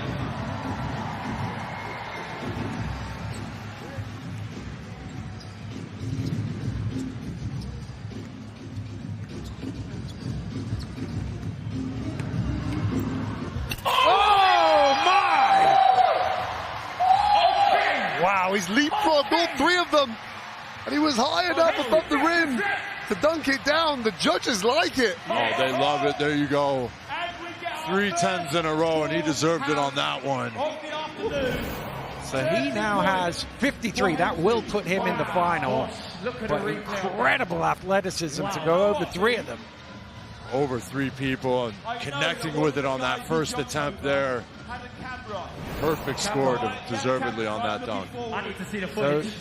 I need to see the footage. Hawthorne got 26, so he needs 24 to beat Marcus Del Pesh, who's currently in second place. Finish this round with a bang. So, back on the court for his second dunk, and to wrap up the first round, please welcome back James Hawthorne Junior! James has travelled a long way to be with us today. Let's see if it's all worthwhile. Look at the talk. The talk. 360 double pump. Here we go! Action here. It's gone. It's done. Oh my days! See the power. You said about aggression. Goodness me. Come on, Utility Arena. Can we make some noise?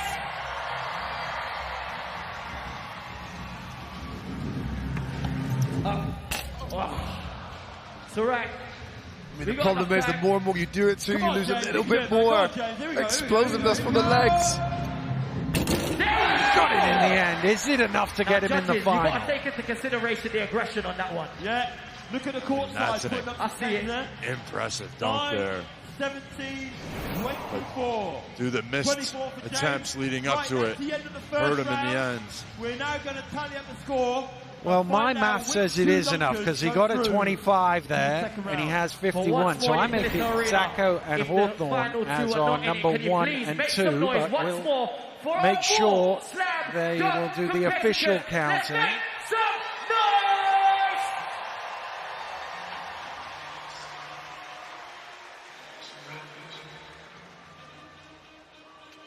Okay, so we've got our 2 finalists in now. There we go. 53 for Zacco, 51 for Hawthorne. They are through. Delpesh and Jack out. Knox just needed a little more in that first one. That 28 was the second highest score of the round, but not enough in the first round. Yeah, and I think the best, saw some aggression in best that last 2 dunkers got what through we there. Going into the final round? I know you've got something in store for us. 3 dunkers got through there. I got a little something. Okay. We're seeing a lot of men with few words, so we're going to see the action. So, Utility Arena, can we make some noise for the first dunker on our schedule, James Hawthorne Jr.? And while James is getting ready, James, give me 2 minutes. James, 1 minute, James. Vanessa, as we move into the second and final round. So we've got 2 dunks in the final. Looks like it's going to be the old pass off the side of the backboard. So a lot of pressure on Delpesh to nail this. Doesn't lead the league in assists, by the way. I was going to say, not his specialty, but hey, we'll go with it. Okay, here we go. Oh, this might be different. Here we go. The first dunk of the second round. Maybe if they put him at the free throw line, he can throw it off the backboard because that's more of his thing, isn't it? Missing free throws. Shots fired. Oh! All in love. I don't think you guys understand how hard this actually is. And his legs must be burning as well. Absolutely. Before he did the other one. Come on, let's make some noise for James. Come on, Utility.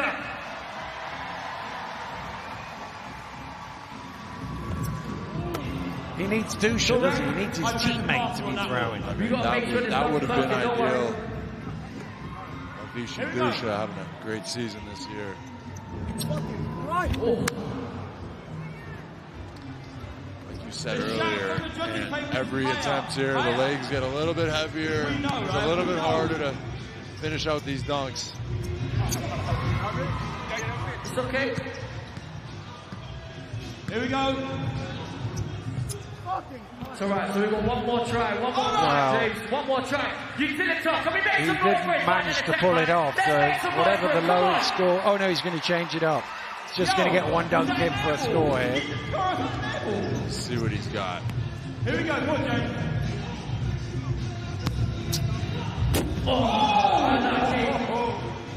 James, that's it. We're going to go to the score table. You guys give us whatever score you feel represents the dunk for us.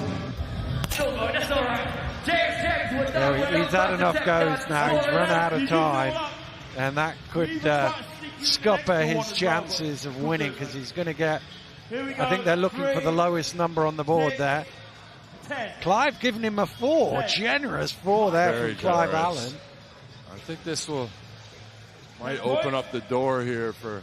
So, I am joined with the second man who has made it into our final round.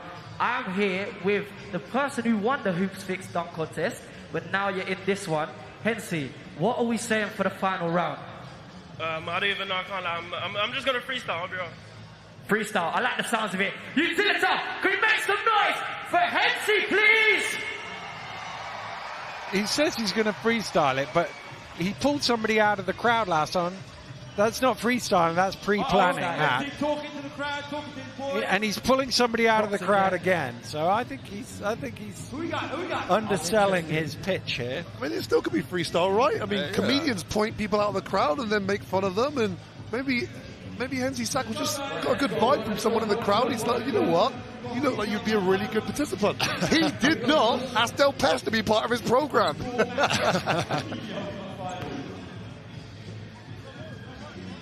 Yeah, I'd rather pick anyone from the crowd besides my teammate Del Pes to throw it off. That was Hawthorne's problem. He put the dunk in somebody else's hands, took the power out of his own hands. But here, Hensey looks like he's about to cook up something interesting right here. Getting the crowd involved.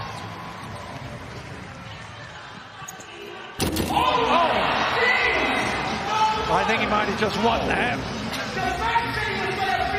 Well, what I like about that one, it was 100% success rate, and that's not something we can say. It's been a common theme in this dunk competition. So, Sackle has an idea, executes it straight away. Yeah, solid dunk there from the young fella. Like you said, 100% success rate. Going in there with that energy, using someone from the crowd.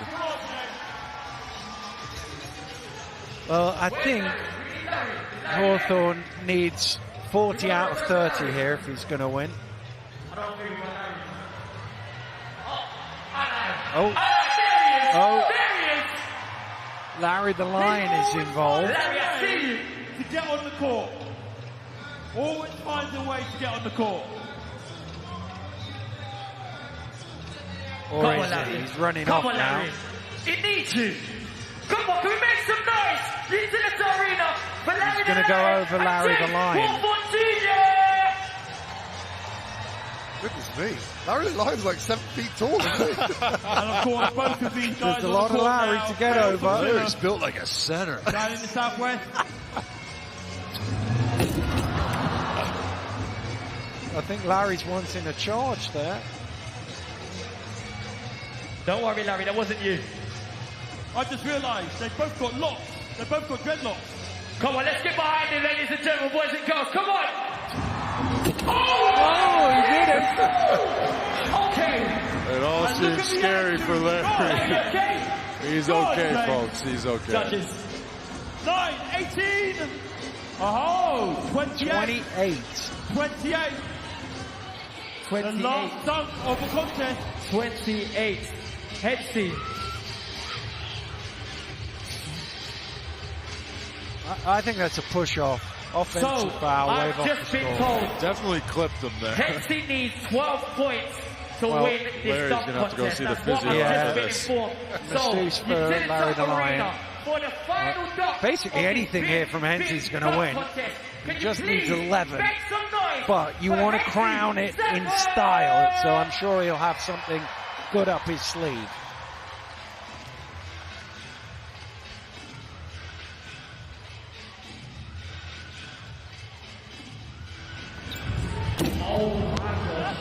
That's his first miss, is it? Come on, let's get behind I'm sure he got all the others first go. Except for his first dunk, yeah. Here we go.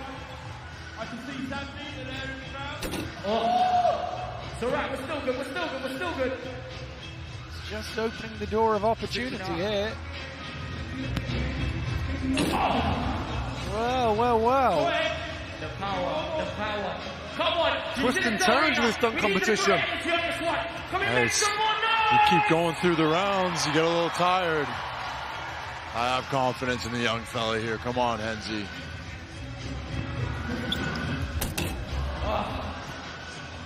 We might need Air Canada to come out of retirement here and join the group. Well, he's got it in. That's the important thing. It should be enough. It should be enough. It is enough. 20 points for him. So I make that 47 in total. Now, we're just going to make sure we've got the scores correct before we do. But yeah, he fatigued a little bit. Yeah. But overall, the full repertoire of his dunks deserved winner here today.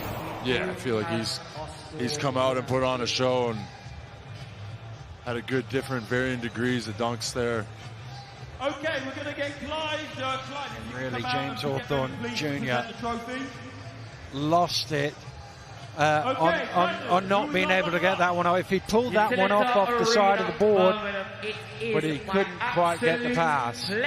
So the young fella has come and conquered all before him yet again. Hey, Sheffield represent. The Sharks are in the house, baby. Congratulations to Henzi Sacco. Well, he's receiving his ovation from the crowd, and he will receive his trophy from a legend of British basketball, Clive Allen, who has the trophy out there to give him, and the 2023 Cup Final Slam Dunk Champion, Henzi Sacco of the Sheffield Sharks. Enjoy the rest of the day. Vanessa, good seeing you. Good seeing you. Well, he's going to get the respect and applause from his fellow contestants. And he is a kid with a lot of athleticism, and he showed it here today.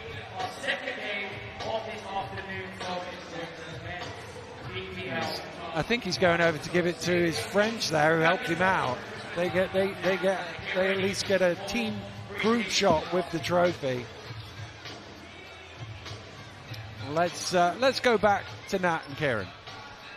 Kieran, with your vast dunking experience, what did you make of that? You know what? I was underwhelmed, actually. I think, there's a lot of effort. I know what it takes to be a great dunker, through all my experience. Yeah. But, it just didn't deliver for me and all that. It's difficult with a high-pressure situation like this, right? Everybody watching at home, a packed arena. It's a lot of pressure. So, A for effort. I believe the effort was there. There was a lot of good attempts, but the delivery just wasn't on. I think last year there was a little bit level up from this year. A lot of good attempts. Which one was your favourite? Let's take a look. This is Kieran's favourite from the dunk contest. Talk us through. Watch him leap Larry the Lion. Little push off there, but that play was... It was good. It was good. It was good? Yes, you don't want to go there? You don't want to go a little bit further? I would maybe give a Drew Lasker nasty, but... Not even a nasty? It's definitely not up there for a disgusting play. No disgusting, no nasty, but Larry the Lion deserves props there for getting the line of fire. He's going to get some treatment after that. I think he was hurting after that. We're one. going to go and check on Larry the Lion. You know what I said, Kieran? You can never have too many dunks in one afternoon. So I hope you enjoyed that, but there's plenty more where that came from. Here are our dunks of the season. Enjoy. Straight to the top. It's my time. You know I got it. Drops it off the down back with the one-handed hammer. Whoa, it's a thunder finish and a great play from the guard to drag the defense out. Now Tesh gets on the score sheet but thumps the dunk. Straight to the top. The way I see it, failing is not an option. Wang Johnson! Oh my goodness. This game has come alive thanks to Jakeem Johnson. The people have spoken. I'm here to save you. Locked up to Sharma! Oh my! Josh Sharma! What a finish on the alley-oop! That is an incredible play. The height that the pass was thrown. Very few people playing professional basketball can reach those heights. I'm on top of the world, but I belong. You should see the view. Bowman is out in front. Goodness me, Blake Bowman had jets right there. He just took off, and what a finish.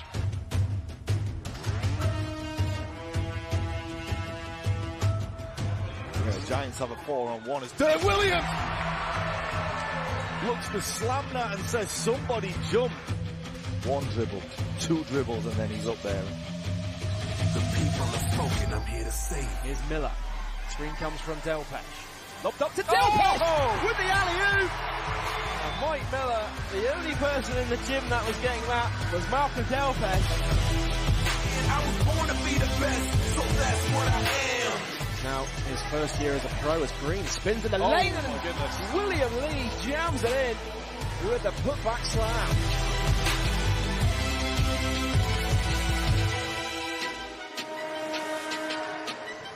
Nice move by Dirk Williams.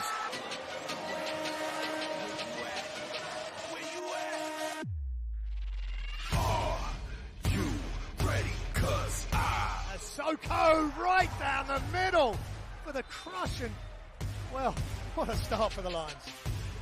I'm ready! Jackson on the open floor and jams it in and count it. And look at this on the replay. Zach Jackson jams it in. I was born to be the best, so that's what I am. I'm on top of the world where I belong. Oh, he throws it on the backboard to himself. Oh, have you ever seen anything like it?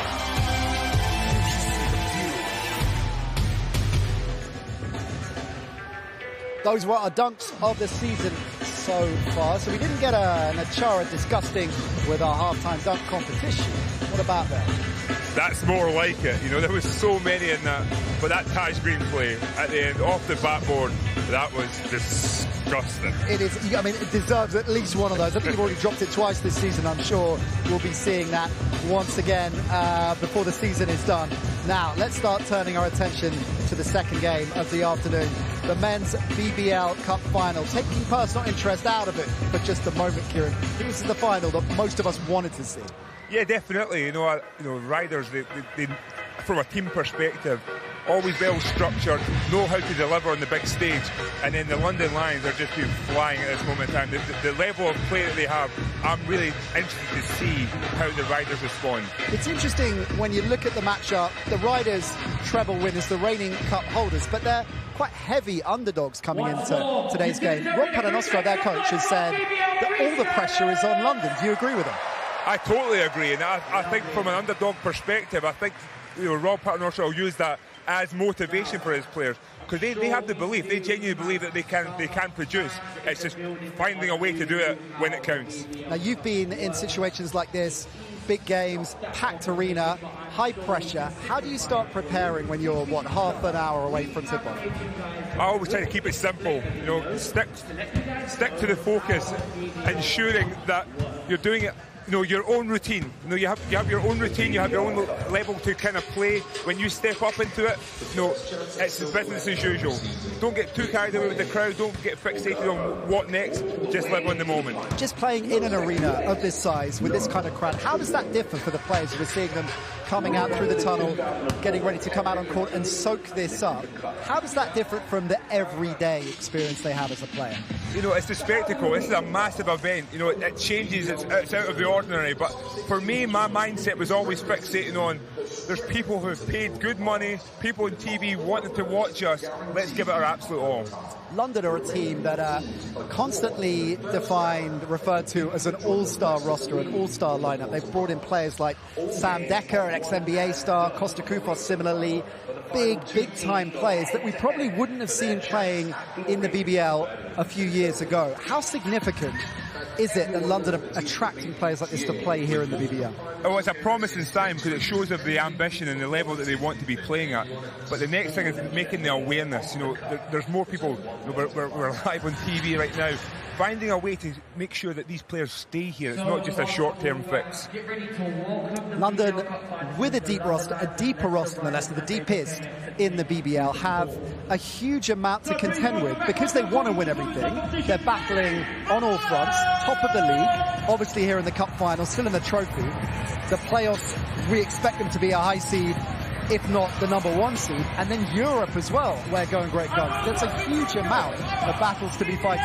And it's that load management. I think Coach Schmidt's done a really good job of managing that load. You know, his players are playing 20 minutes, sometimes under that, finding that balance, but they are committed to playing as many games as possible. We're seeing the pre-game entertainment hyping up the crowd here at the Utilita. It is a jam-packed arena. Already enjoyed a dominant Lions performance in the WBBL Cup Final. If you're joining us, London absolutely blasting Leicester off the court in that one. And it, of course, is the two cities going head-to-head once again for the BBL Cup Final. When you look at London last season, the fact that there was so much promise, so much hope, so much hype, and yet they finished it trophyless, how much of that are we playing on their mind today? I think it's definitely from an organisational perspective. You know, there's so many new players in, but from an organisational perspective, I think they didn't deliver. So they are focused on that. They look at Leicester Riders as that team. You know, they are the champions. They know how to win. They want that for themselves. So they will definitely be using that as motivation. And what will Leicester be using as motivation? The fact that a lot of people have written them off this afternoon, the fact they're coming in as underdogs, they'll be sitting here thinking, hang on a minute, we're the cup holders, we're the treble winners. We've got a history, particularly under Rob Paternostro, of winning games like this. Well, I think that's it. You know, for me as a player, you always have that kind of mindset of like, they're no better than me. You know, we lace up, we have the same shoes. You know, so right now, from a Leicester perspective, they have to show that they can compete with them. And they have done it in glimpses, just haven't been able to do it for 40 minutes this season. All right then, we are getting closer to tip-off here in Birmingham. There are a number of key players that we want to break down, key matchups that we want to get into. All the build-up coming next.